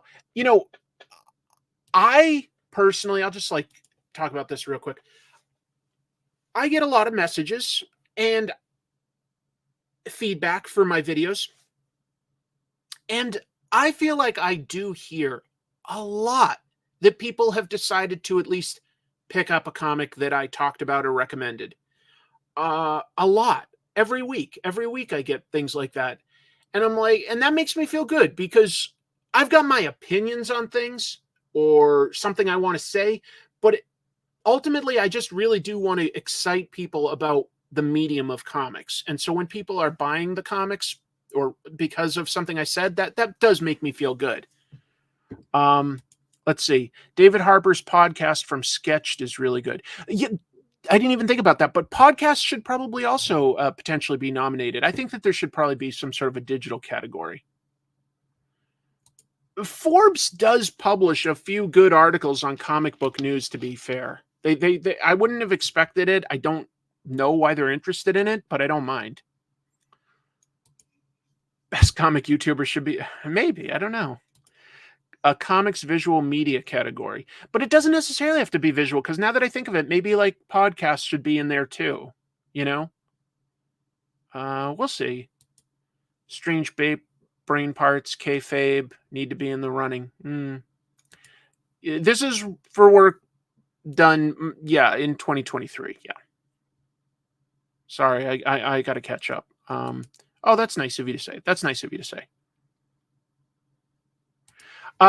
Anyway, I'll go back to the last few things. We've got best comics-related book. Brian Talbot, father of the British graphic novel. That interests me. Confabulation, an anecdotal autobiography by Dave Gibbons. Dave Gibbons flamed out the underground adventures and comics genius of Willie Murphy. I am the law. I am the law. How Judge Dredd predicted our future. The Pacific Comics Companion. That's kind of obscure, but I expect stuff like that from Two Moros. And Thalamus, The Art of Dave McKean. I'd probably be most interested in reading Dave Gibbons' book. That's me. But they all look interesting. Talbot is amazing. Okay. I am the law. Throw down your weapons and prepare to be judged. It's a perfect impression. These are just books. So like he's talking about his life. But yes, actually Dave Gibbons has written too. He's a good writer. He can do anything. He can do anything, trust me. Best academic scholarly work. This can be overlooked, but a lot of these you can find online. If you look, I've found every year, like if you look it up, a lot of these universities that people write for will have it like available for you, or there's a way to request a copy. So these are typically like academic research type papers. Whoops, I lost track. Where did I? There. Anyway, Asian Political Cartoons by John A. Lent. The Claremont Run, Subverting Gender in the X-Men by J. Andrew Demon. Desegregating Comics, Debating Blackness in the Golden Age of American Comics, edited by Keanu Whitted. If Sherazad Drew, Critical Writings on Arab Comics by George Corey-Jad. Invisible Archives, Queer and Feminist Visual Culture in the 1980s by Margaret Galvin. And Super Bodies, Comic Book Illustration, Artistic Styles, and Narrative Impact by Jeffrey A. Brown. These are all interesting topics. One of the first ones I think I'd want to read is the Claremont Run. But, this is a topic I don't know really anything about, Arab comics. So I would also want to read something like that. We'll see. Best Publication Design. Bram Stoker's Dracula and Mary Shelley's Frankenstein box set, designed by Mike Kennedy. That's through Magnetic. Gratuitous Ninja. That's a great title. By Ronald Wimberly, designed by Chloe Sheffe. Inside the Mind of Sherlock Holmes, designed by Benoit Dahan and Donna Askham. Iron Maiden, Peace of Mind, designed by Josh Bernstein and Rob Schwager. And Toilet Bound Hanako-kun, First Stall box set. I bet that wins. I really think it could. We'll see. Best webcomic. Oh, webcomics need more attention. Asturias, The Origin of a Flag by Javi de Castro. Daughter of a Thousand Faces by Vel. Lore Olympus by Rachel Smythe. I feel like this has won so many times, it's time to give it to somebody else. Matchmaker Volume 6 by Cam Marshall. Third Voice by Evan Dom, and Unfamiliar by Haley Newsome. Unfortunately, I just don't know enough to vote on one of those yet. Run to the hills, run for your life. You're welcome. Gratuitous Ninja is a pretty wild format. Oh, wow. Gratuitous Ninja is just how Jim Mahfood describes his film tastes. Yeah. That toilet-bound book is odd, but very well designed. Yeah, we'll see. We'll see. That's some interesting stuff. I guess nobody reads webcomics because I'm not seeing people just go like, it needs to be that one. Let's go to Best Digital Comic. We've got Black Sad Friday, Parliament of Rooks, Practical Defense Against Piracy, A Witch's Guide to Burning. Sorry, not sorry. I'm going to have to vote Friday because I'm just a big mark for Ed Brubaker and Marcos Martin. I love crime comics. I think Friday is fantastic. Love it, love it, love it. That's my vote. And then they talk about some of the people that are like, nominated for the Hall of Fame. We could talk forever, but there's tons of names in there. It's its own separate topic, to be honest. Yeah. why don't I instead hook up my camera and we could talk about some of the comics that came out this week? Would that be fun? Would that be fun, Conan, to talk about the comics that came out this week? Conan, you gotta knock that off. I'm sorry. Like, this is just the best toy that I found in forever. A Conan that just seems to want to jerk it. He that's all he does. He's got a pull string in the back, and then he just boop, boop, boop, boop, boop, boop. What a crazy toy. And look at how happy he is. Or bemused. But that's not the face I expect on Conan. Here's my impression of him. Just a exactly right, Andy. It's crazy that this was a toy. Conan the self-abuser. Conan the destroyer. That's a pretty good one. That's a pretty good one. He does look a little too chill for Conan, but you know, certain things calm certain people down. Let's see. Present another camera already, right? All right. Let me zoom in a little bit, and we'll get this show on the road. We'll get this going already, right? Oh, thank you, Sigamigs. I hope you vote for unfamiliar. Haley drew my PFP. Very cool.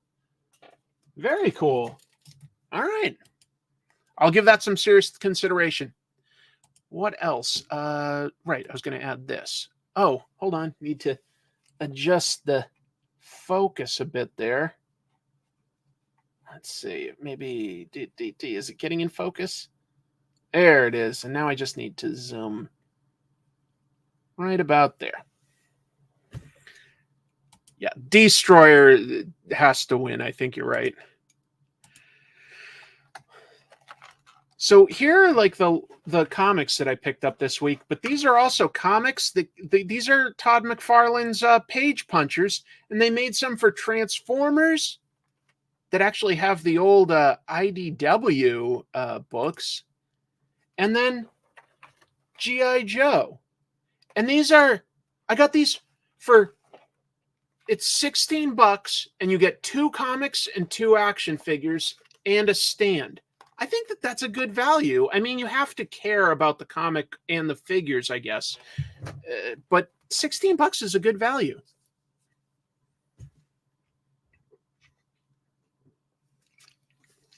I'm not going to recap Local Man right now. I've talked it up. It was one of my picks for best of 2023, one of my 10 best. But what I was not expecting was when I picked up the second trade, for Comic Tropes to be listed right there. One of the year's best comics. And they've got places like Hollywood Reporter and CBR and me. That's the first time I think I've been on a cover of a mainstream comic for like a quote, a pull quote.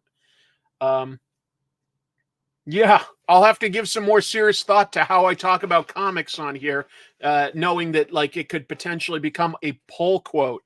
But it feels good because this is a comic that I recommend. If you aren't familiar, Tony Fleeks and Tim Seeley are making a really interesting comic about recovering from failure, about superheroes and a good mystery, and also working in a way to use 90s Image comics specifically as the background for everything here. It's really interesting and a really good read. It's sincerely one of my favorites. So I have no problem being in a pull quote for that. I just thought that was interesting. Wasn't expecting it. Didn't get a heads up or anything like that. And it's in there with like a bunch of other, places, but still. Thank you, Chrissy. I didn't want to just brag to my wife like, hey, I got blurbed. But you know what? It does feel nice to have that carry enough weight that they felt like mentioning it. That feels nice. It feels nice. It also makes me think strongly about if I endorse or criticize something, I guess I just have to sort of be aware that I shouldn't do it too carelessly, because apparently there is some weight to it. And that's a bit of like, it's responsibility, right? It's responsibility. You should have bragged. Yeah. Anyway, let's talk about some of the comics that came out this week. And you know what I think I'd like to start with is one that is very good, but I want to talk about it from a certain angle. So this week there was a one shot about Doctor Doom. Pretty impressive villain, I think, in Marvel Comics, because he's had a lot of time to have definition in terms of, he's not just, I mean, he's a world conqueror. That's so over the top when you think about it. But he's got layers to him. He's got honor. He's got some personal motivations that are very personal. You know, like the stuff. This cover like sort of hints at some of the past important stories. For instance, in Secret Wars, when he betrayed everyone and tried to steal the power to become a god, or over here with Doctor Strange. There's a fantastic Doctor Strange, Doctor Doom one shot where we learn that Doctor Doom is trying to save his mother's soul from Mephisto, and he sort of like, you know, guilts in a way Doctor Strange into helping him. It's a fantastic one shot story. Triumph and Torment, it's called. Really good. Thank you. Yes. I could be like Leonard Maltin. I'd rather grow a big funny mustache and have lots of puns like Gene Shalit. What? When I woke up this morning, I didn't realize that, you know, I was doomed. I thought that I was bloomed. But this book isn't full of hicks, man. Instead, it's evergreen content. Gene Shalit was a movie critic that always had really weird puns. Anyway, written by Jonathan Hickman, art by Sanford Greene, who's a really interesting, cool artist. It's a sort of a what if in a way, because it's set in the future. It's a future where Galactus has lost all control, and he's just destroyed Earth and most of the galaxy. Dr. Doom is one of the few remaining people who might be able to stop him, with the help of his niece, not by blood, but by like a godfather type thing, Valeria Richards, the daughter of Mr. Fantastic and Invisible Woman. And it just sort of talks about Dr. Doom going up against Galactus, you know, a cosmic threat. It looks great. What's interesting is this is a very existential book. Dr. Doom really kind of recognizes that this might not be something he can stop, but he also recognizes that it's not in his personality to back down. And that's not necessarily a good thing, but he will not back down. Look at some of these splash pages. Really cool, right? It's fun. It's a fun comic, but it's an interesting one. So it's existential in the sense that, you know, Doom literally feels like he's probably doomed in this story, but he's not gonna stop. He's not gonna stop. And that's what's existential about it, is, you know, like the idea, like it's the story of Sisyphus rolling that boulder up to the top of the mountain, only to know that it's always going to roll back down and he's going to have to start over again, but he just won't stop. So it's a good one-shot story that gives you something about the character, helps you understand a character, and it's in a fun, comic booky, interesting way. Great book. I'm working on a very secret thing with Sanford as we speak. It's going to blow people's minds, man. And I might know what he's talking about, but I'm not going to spoil it. Yeah, Doom feels like he's doomed.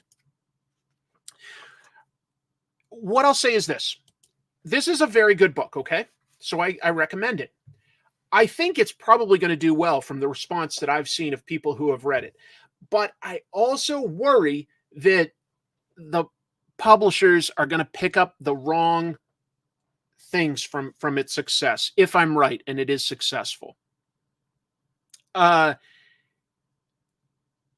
Comic book readers, we don't want more stories necessarily of this Doctor Doom versus Galactus story. That's not what makes this good. That's not what we want. We don't want more necessarily just one-shots exploring Magneto and Annihilus and Dragon Man. That's not what we want either. What we want sometimes is just good stories. Good character-based stories with exciting artwork. This hits a balance. It's got crazy action, but it tells you something about the character.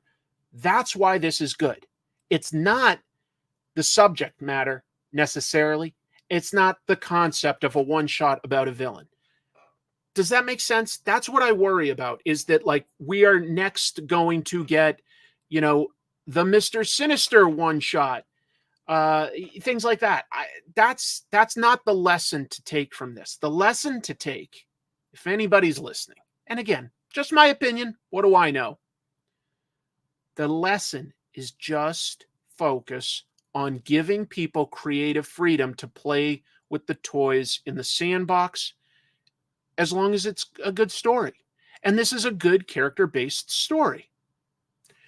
Yeah, exactly. So, Andy, I know you're sort of joking back with me. And you know what? There could be a good one-shot Dragon Man comic. I'm not saying that if the next thing they announce is Magneto, written by, you know, Chip Zdarsky with art by Daniel Warren Johnson, like, you know, I'm not going to say like, no, you got it wrong. But I am saying that the lesson to take from this is not, it's not what you see on the surface here. It's not that we want more stories about this version of Doctor Doom. I don't need that. We don't need more one-shots about villains either, necessarily. It's just a good comic. And if a writer and artist can be paired up to tell a good story, great. But make sure there's a reason. I hope that makes sense. That's my 2 cents. Moving on. What else? You know, I really would like to also talk about this one, Ultimate X-Men. This is the closest I have seen to American manga, which might sound very obvious at first, right? It's by an artist and a writer from Japan. Of course, Peach Momoko is using the tropes of manga to tell this story. But what I mean by that is it is still, first of all, an American comic. You know, it reads left to right, up to down. It's this size. It's this many pages. It's colored. You know, it is still an American comic book. Forget the size and amount of pages and stuff. I'm talking more about how they're presenting, how the creators are presenting the characters and building the story, which is a very deliberate and well-paced thing. You know, we're introduced to young people in school. That is such a trope of shonen and shoujo manga, but it works because it's relatable. We're people that have real day-to-day lives, and then extraordinary things are happening to them. The pacing in terms of, you know, like, look, this doesn't have that many words, does it? A lot of manga doesn't bother with that, and will have really nice establishing shots, sometimes for the beauty of making a nice establishing shot. So that's what I mean by saying like that it's an American manga. Is the editors have allowed Peach and Zach Davison, I want to give credit to, because he's doing sort of the script adaptation, but obviously this idea comes from Peach's mind, and the idea of how we're our entry point into this world, and the pacing and the storytelling is very interesting. So far, we've met 2 mutants. In the first issue, we met the ultimate version of Armor, and then in the second one we met an original character, May Storm, and at the end of this we meet a third mutant character, Nico Minoru, Runaways. So these are all in the original Marvel universe. These are all actually Japanese mutants, and this takes place in Japan. And these are all fellow students that don't necessarily know each other. They just go to the same school. One thing that I like about this is they're doing a slow burn on bringing together these mutants, having them. They don't really know necessarily what they are yet, and they're doing a slow burn on the villain, who actually has good motivation, because like this person seems to want revenge on people that tormented and bullied one of Ichiko's classmates and made him kill himself. But this guy is like, he's always in the shadows. I think that this is going to be the Ultimates version of the Shadow King. And I think instead of being like this maybe ancient entity, he might just be a young nerd that feels like ostracized. I could be wrong. I'm just getting hints that that could be what they're doing. But what I like is that they are not rushing anything in this. We're 3 issues in, and there haven't been any hints of like, hey, what's going on with Ultimate Spider-Man? What's going on with the Avengers? That's not important. The closest we've come is that May, who has some weather powers, we see her reading news about Storm. And in the Black Panther, Ultimate Black Panther, Storm is a freedom fighter and also has weather powers. So that's, but she's just reading an article about her and might be a fan.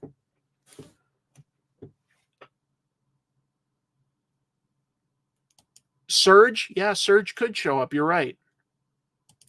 And I'm sure at some point, like, we'll get X-Men proper. We might get, Charles Xavier recruiting these girls to the X-Men. But for now, it's less important what the X-Men are as compared to what are mutants. And if they were like discovering what they could do, wouldn't that be a very traumatic process? So, it operates as a metaphor for puberty. A lot of mutant stories have, but it works for sort of a coming of age story. And what makes it help feel a little fresh and new is that it's taking place in Japan, and it's being told methodically by an artist with a style who certainly people are fans, but it isn't the exact same sort of art style that we see in other superhero comics, superhero trademark, right? Just to be clear, don't come after me, Marvel and DC. I know that you have that trademark. By the way, one other nice thing that they do in this is they use all sorts of like local cultural things, like how school children will create their own sort of spirit board with like a lucky 10 yen coin. But at the back of these issues, you always get a page that explains some of those cultural things, what they're called, what they are. It's not super in-depth, but it's like a really nice entry point into understanding pieces of culture that we may not have been exposed to other places. But Peach has such a lovely style with this sort of gentle watercolor aesthetic. So while there's manga tropes to it, this also doesn't necessarily look like every other popular manga out there either. Like Peach is she's unique. She's really, really cool. I would really love to interview Peach someday. I don't know if I can do it all in Japanese. I might be able to, but that would be an interview I'd love to do someday. We'll see. It's supposed to be an ongoing, so there hasn't been any sort of an end date listed. What a fascinating idea. I hadn't gotten any hints of that, but yeah, Cassandra Nova could be the Professor X of this universe just as easily as Charles could be. I don't know what Oni-chan tropes are, but this is just coming from a different perspective, and I really respect it, and I do recommend it. Um, it's going to be a bit of a slow burn. You're not going to you get some nice bits of action here and there, but it's mysterious and otherworldly. It feels supernatural. It's probably ultimately science based because they're mutants, but it feels otherworldly, and I like that. Yeah, Shadow King could end up being Aubrey Plaza. You're right. I did not hear that. Who knows? These are all things that I picked up this week, but I don't need to talk about them all. I will say that, look, third issue, this wraps up the Batman Dylan Dog crossover. I have talked this up. It is a fantastic, fantastic book. Very witty, very clever dialogue. Gives you everything you need in a Batman story and in a Dylan Dog story, and they cross over in a lovely way. The artwork by Gigi Cavenago is just gorgeous. Just so good. Again, you know what you get out of this that's different? This is pulling from Italian comic tropes, fumetti, if you will. Again, I love seeing those influences. There's a lot of Italian artists working in mainstream comics right now here in America, but this is a great story. 3 issues. You get a beginning, middle, and an end. You get some twists and turns to the mystery. You get beautiful artwork. You get super witty dialogue. And one of the creepiest villains I've seen in quite a while. Yeah. Christopher Killex. Basically a villain from Dylan Dog Comics that just wants to find the nature of what a soul is. And he's basically like a Jack the Ripper. He cuts people up, but it's very disturbing how clinical and detached all of it is. And Dylan and Batman both traffic in solving crimes, but in very different ways. Dylan is just, so poor compared to Batman being wealthy. Batman has such hard and fast rules. Dylan is more just going with his gut, and Dylan Dog uses a revolver. Batman, no guns. There's a lot of little differences, even though they're both heroes. It's a very satisfying ending to the story. I strongly recommend it. Really beautiful. Really, really special. Yeah, it is just about perfect. This series deserves to be nominated for some sort of an Eisner come the 2025 ones. Yeah. And that is a comic trope, isn't it? Like the two heroes that butt heads and sort of fight a little bit and ultimately team up against a bigger threat. But guess what? That's more of a storytelling format that works very well in superhero comics.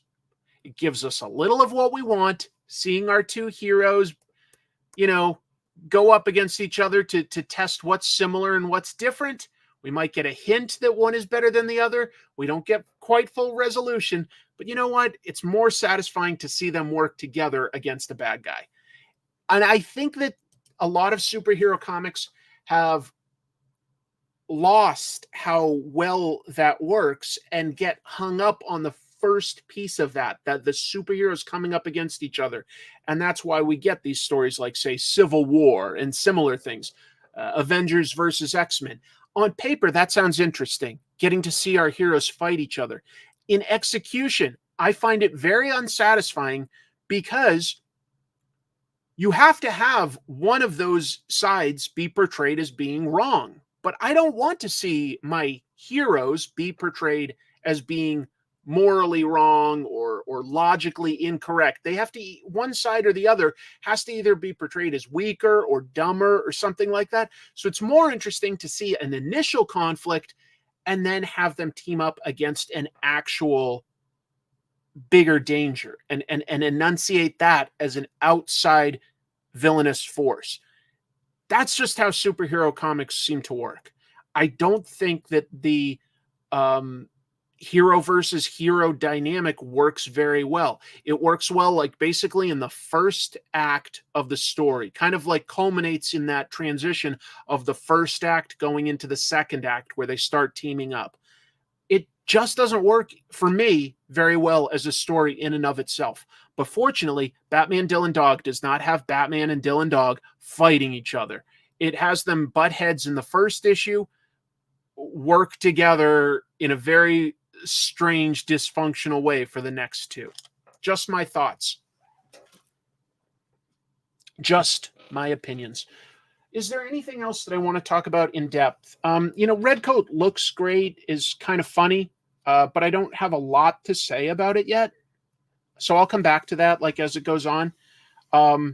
G.I. Joe is good, but by issue 306, I don't know if you're going to be into it.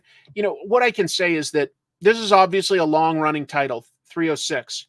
And if you don't know G.I. Joe, but you've heard of it, you're like, okay, Snake Eyes, he's the main character, right? Well, no, not in the Larry Hama book, which is subtitled A Real American Hero. Snake Eyes is one of the most important characters, but he's not the lead. In fact, Snake Eyes was literally killed and gone for several years, but he's come back.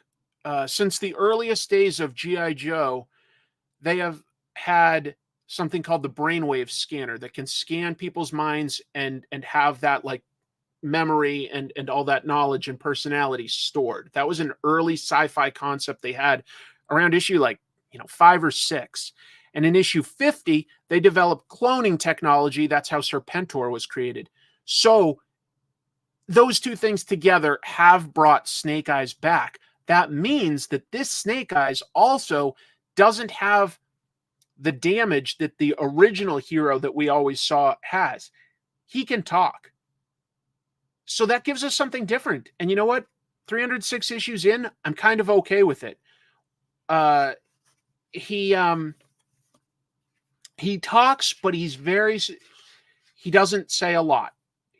He and Scarlet are back together, and that's kind of a happy moment after a lot of darkness that's been in this comic. But he uses like one word things. Nope.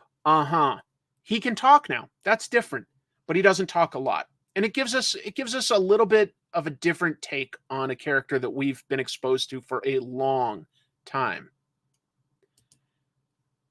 I think Larry has said that he does not plan ahead. When he writes a comic, he just starts writing, and the characters sort of speak to him, and that gives him his story, and he just writes until he's at the end of 22 pages.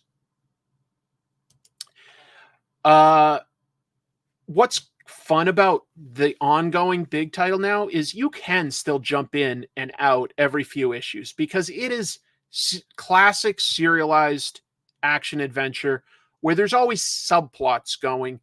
You'll be told whatever's relevant. Right now, there are several different factions of the bad guys.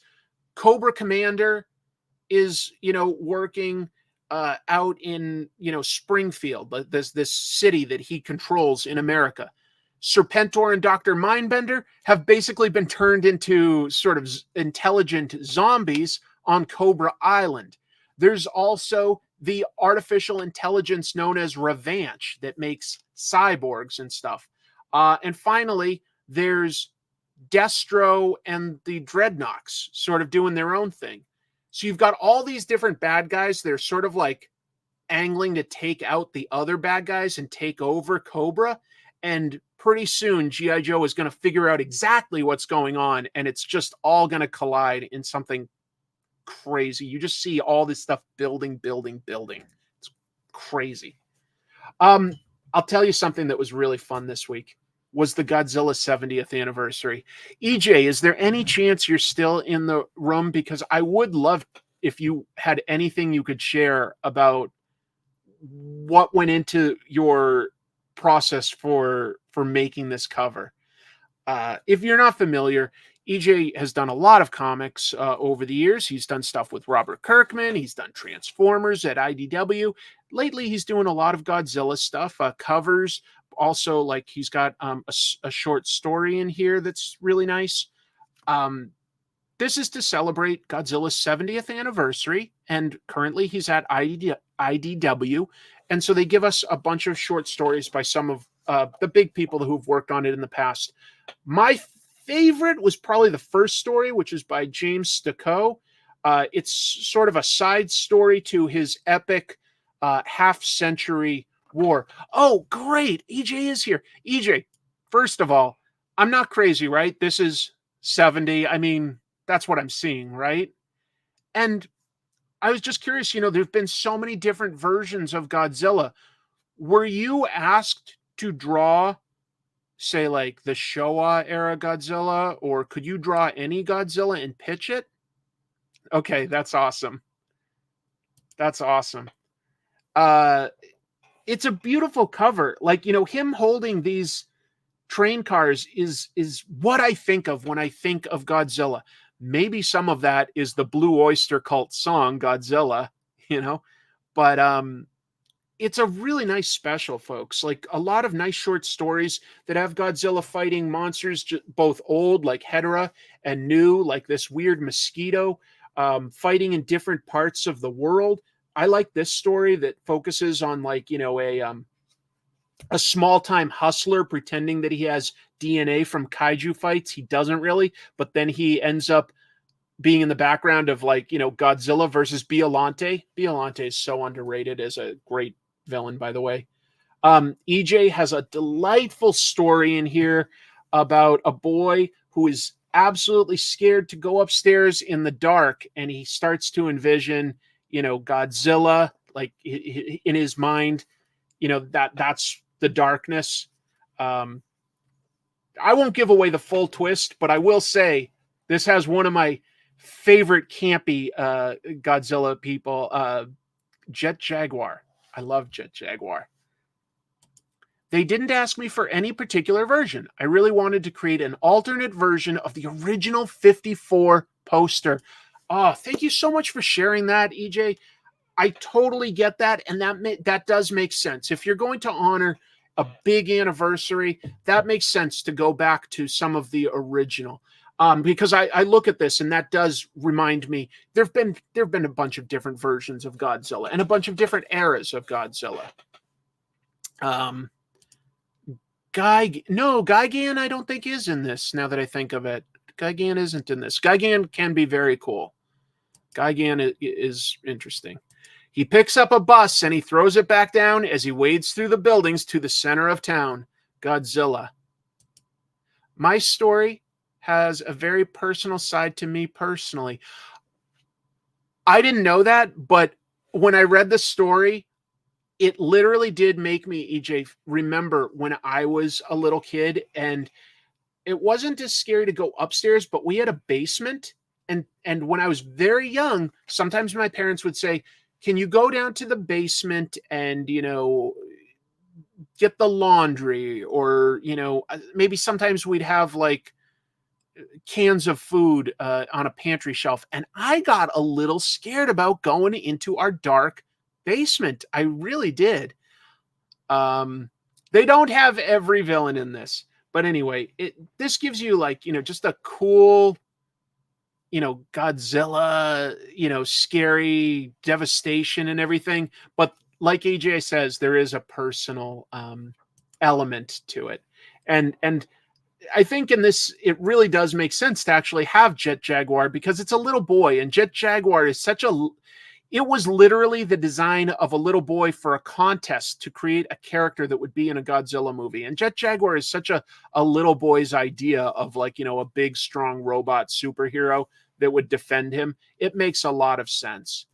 Anyway, a lot of different types of art styles, a lot of different types of stories.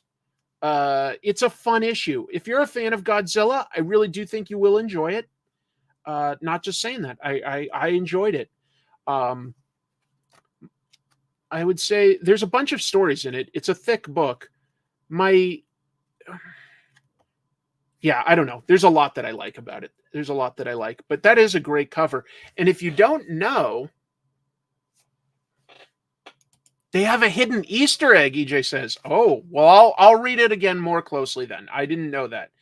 But if you don't know, EJ painted a Godzilla mural in San Francisco at Oracle Park at the San Francisco Giants Stadium, and they just had sort of an anniversary, like just sort of an Asian American week, I think that they had, but like part of it was like celebrating Godzilla. They had like 2 cosplayers in amazing Godzilla and Mechagodzilla costumes go out onto the baseball field. But if you go to Oracle Park, EJ painted this huge Godzilla mural. Gorgeous, gorgeous. Really, really cool. I wasn't afraid of our basement, but I was always afraid someone would grab me from the living room at the bottom of the stairs. Interesting. Huh. Yep, Jet Jaguar has his own theme song. Jet Jaguar, Jet Jaguar. Punch, punch, punch. Let me do one more thing, since this actually hasn't gone quite as long as I feared it could go. Is we've got this like McFarlane Toys like page punchers that I said I had. I'm going to go ahead and open it up just so that we can see like what you get for $16 with one of these things. See if it really is worth the money, okay? So, let me try to cut this out of the plastic case. I know they have to do this stuff so that it can be like protected and hung up on pegs, but boy, do I hate dealing with packaging, especially like hard plastic packaging like this. It's just so difficult to work with. I found it interesting that this is new. This just came out. I found it interesting that McFarlane Toys was using old IDW G.I. Joe and Transformers comics instead of the current Skybound stuff. You'd think that there would have been some sort of an arrangement with Hasbro to promote what's current and what's new, but yeah. All right, so there's the 2 comics. I'll take a look at that. Let's see. Get these little figures out. See how much articulation they have. See, I feel like I'm going to slice my hand open on plastic because it's just so hard and sharp at the edges.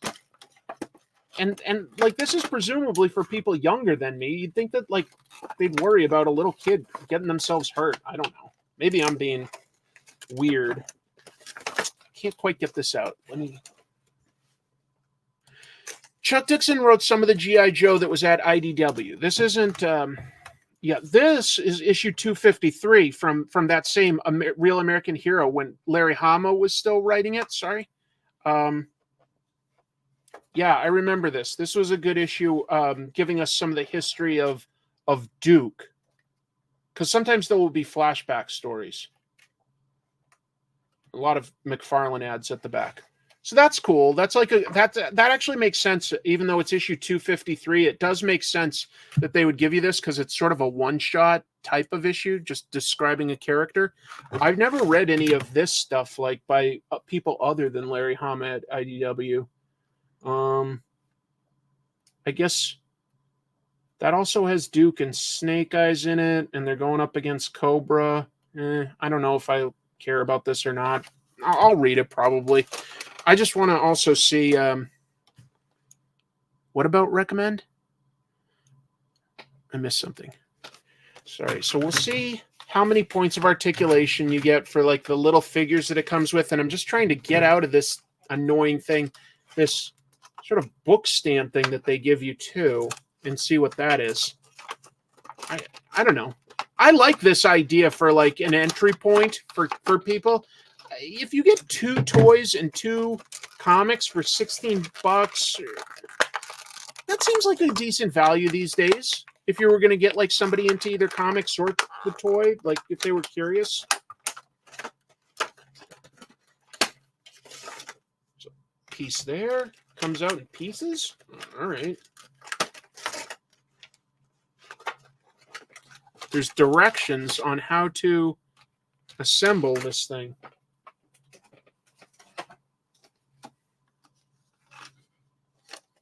How do I? Okay.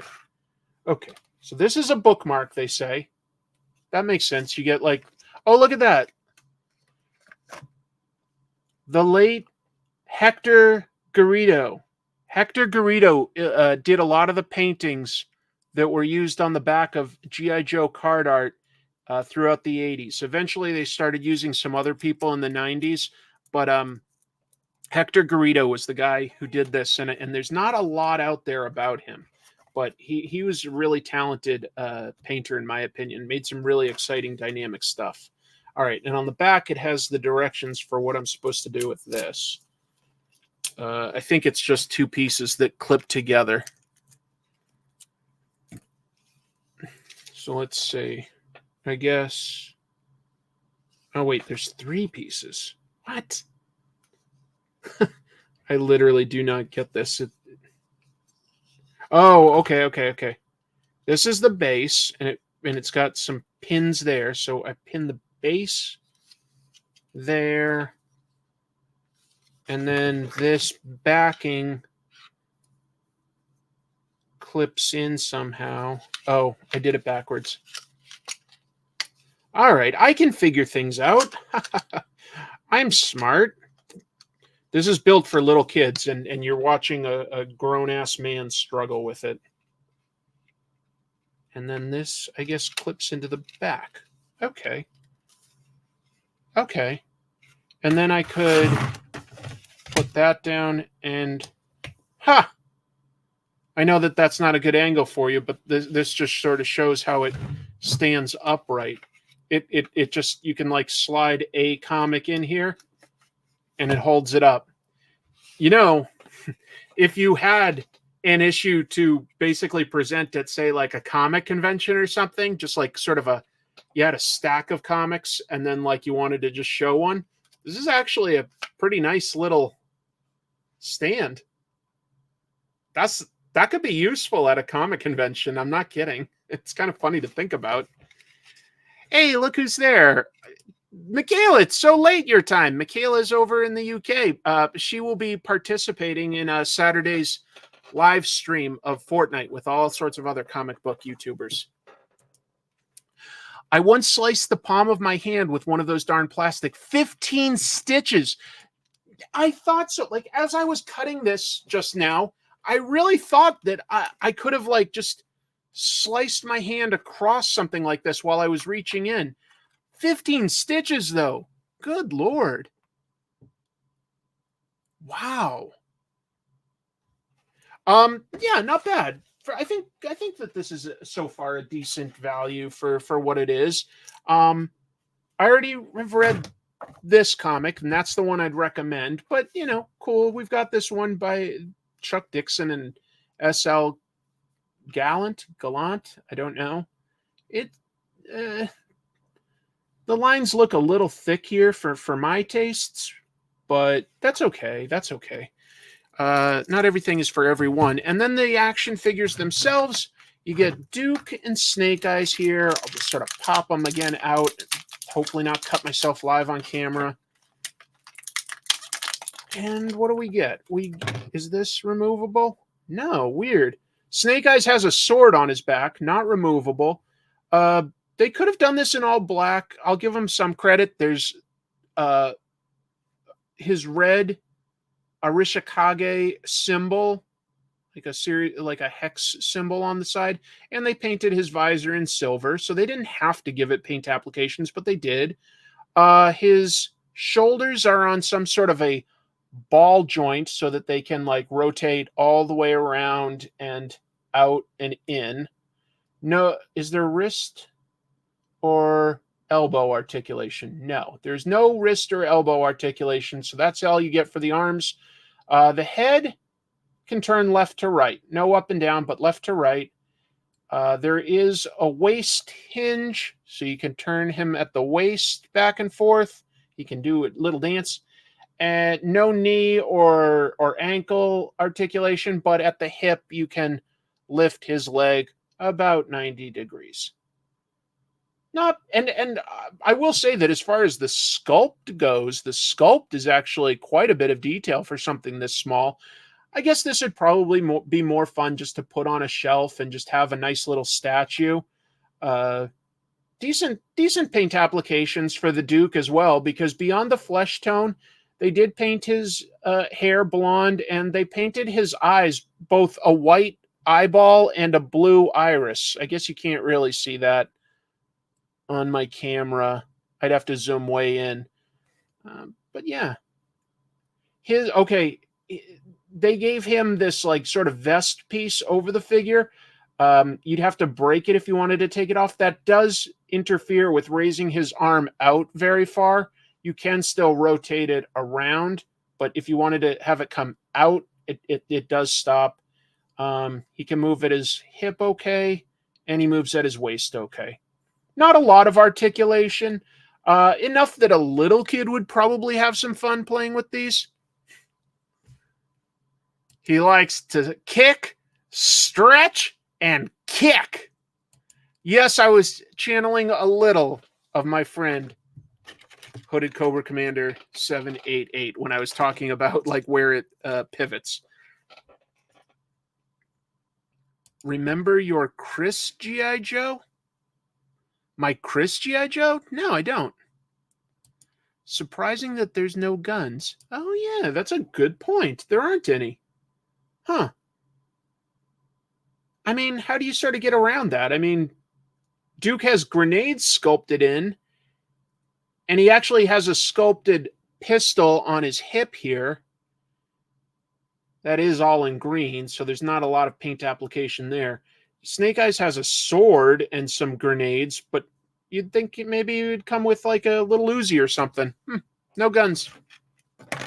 And then I won't open it because, you know, it's probably boring to watch, but I also picked up the Transformers one. So that gives me 2 Transformers comics, and non-transformable, but same articulation or similar for Optimus Prime and Megatron. Those are a little beefier. Look at that. Like, obviously these figures, so depending on how you feel about it, I mean, they don't transform, but these are thicker figures. Yeah. Well, that's kind of cool. Oh, that's interesting. It's got other languages on the back. So look, bande dessinée. That's what they call comics in French. I don't know. I kind of like it. I think I'll put these little guys up on my shelf that I've got right over here, and I kind of like that. Is it amazing? Not amazing, but I think it's a decent value overall. Yeah. Has anybody else picked up any page punchers from McFarlane? Because obviously I know he made a lot of, like, you know, Aquaman and Black Adam, probably Blue Beetle if I had to guess, but I didn't get any of those. I just thought I like G.I. Joe and Transformers, so I thought I'd give it a shot. This is just something I've been pecking away at, drawing, sort of I don't know. But it's 7:30. I guess I can wrap it up right now. I don't know. Has it been a good show, Conan? Have you enjoyed this show today? Oh, man. Conan, can you control yourself for 5 seconds? What's the crown jewel in my figure collection? Well, I will be honest. I sold almost all of my toys when I moved across the country 10 years ago, so I don't really have a whole lot of toys from my childhood or anything like that. But I do have a couple collections I started once I came out here to Washington. I've got a Donatello action figure collection, and I've got a bunch of Hot Toys, but just for like basically the Marvel Cinematic Universe, and not every one, but like one example of each hero. So maybe something like that. Like, I've got a couple cool, weird Donatellos. I've got a couple fun things like that. I don't have any figures that are that amazing. I've got, of course, and some of you have these too, but I've got Infotron plushes. That's something where I could use a helpful fulfillment house that like made it easy, is like, because I've got like hundreds of these and of Comic Tropes buttons, but I don't have an easy way to get them out to people. That would be lovely if I could have that. You know what else I have up here? I have all sorts of weird things. I told you I like Jet Jaguar. So EJ has a story with Jet Jaguar in the comic, the 70th anniversary Godzilla. Here's my glow-in-the-dark Super 7 Jet Jaguar figure. I have just unique, weird things like nearby that I like. But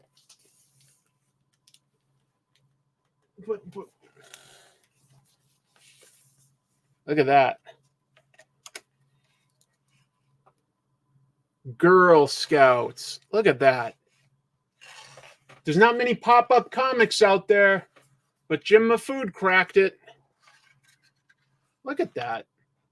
If you see Jim at one of these conventions that he's going to this summer, get the pop-up book if he's got any. It's really cool. Yeah, what about you guys? Anybody out there got anything they want to plug? I'm just standing some comics up over on my shelf over here. Yeah, it's a full pop-up book. It's really cool. Oh, Andy, I saw like a picture you posted of a convention. I think you might be in the New Mexico area. I think it was somewhere there. And help remind me, because you have a pop-up banner for yourself, and it has like a catchphrase that was like really genuinely amusing. It was something like, like the world's best artist or something. Like, what was it? It was better than that. It was better than that. I pay Chris handsomely to pimp that book. He pays me nothing, but he pays me nothing. Jim and I operate at a net loss making a trash movie bonanza, but we're having fun. And who knows, maybe someday it'll take off. Thank you, Michaela. I definitely have a few interesting things. I just sold most of my comics and almost every toy I had when I moved years ago. So I have more stuff than I need. I'll say that. I have more stuff than I need, but I don't have all the sort of old stuff. I have old stuff that probably would be valuable today, but I already sold it for cheap. Let's see. The new Archie horror story series is good. Yep. Waiting on Blue Book. Blue Book has been so good. Oh, if you can get your hands on it, it's a really cool thing. Oh, that's it. Thank you. Super famous artist. That's it. That's it. I love that. He's got a pop-up banner that says super famous artist. That's just, I don't know. That's the kind of humor that works for me. A little self-deprecating, a little just clever marketing. Like so somebody like pauses and goes like, super famous, huh? Might bring him over. The 1972 Gargoyles TV movie. I have to admit, that's never been on my radar. I don't know about it, but I'll look it up. Thank you. Yes, Andy is the super famous artist. All right. I think that we should probably wrap up this show so that everybody can get some sleep, food, and video game playing time. Again, Saturday, I will be live streaming. Well, will I be live streaming? I'll definitely be streaming and playing Fortnite. I'll at least stream that to the Comic Tropes Twitch channel around 1 p.m. Pacific on Saturday.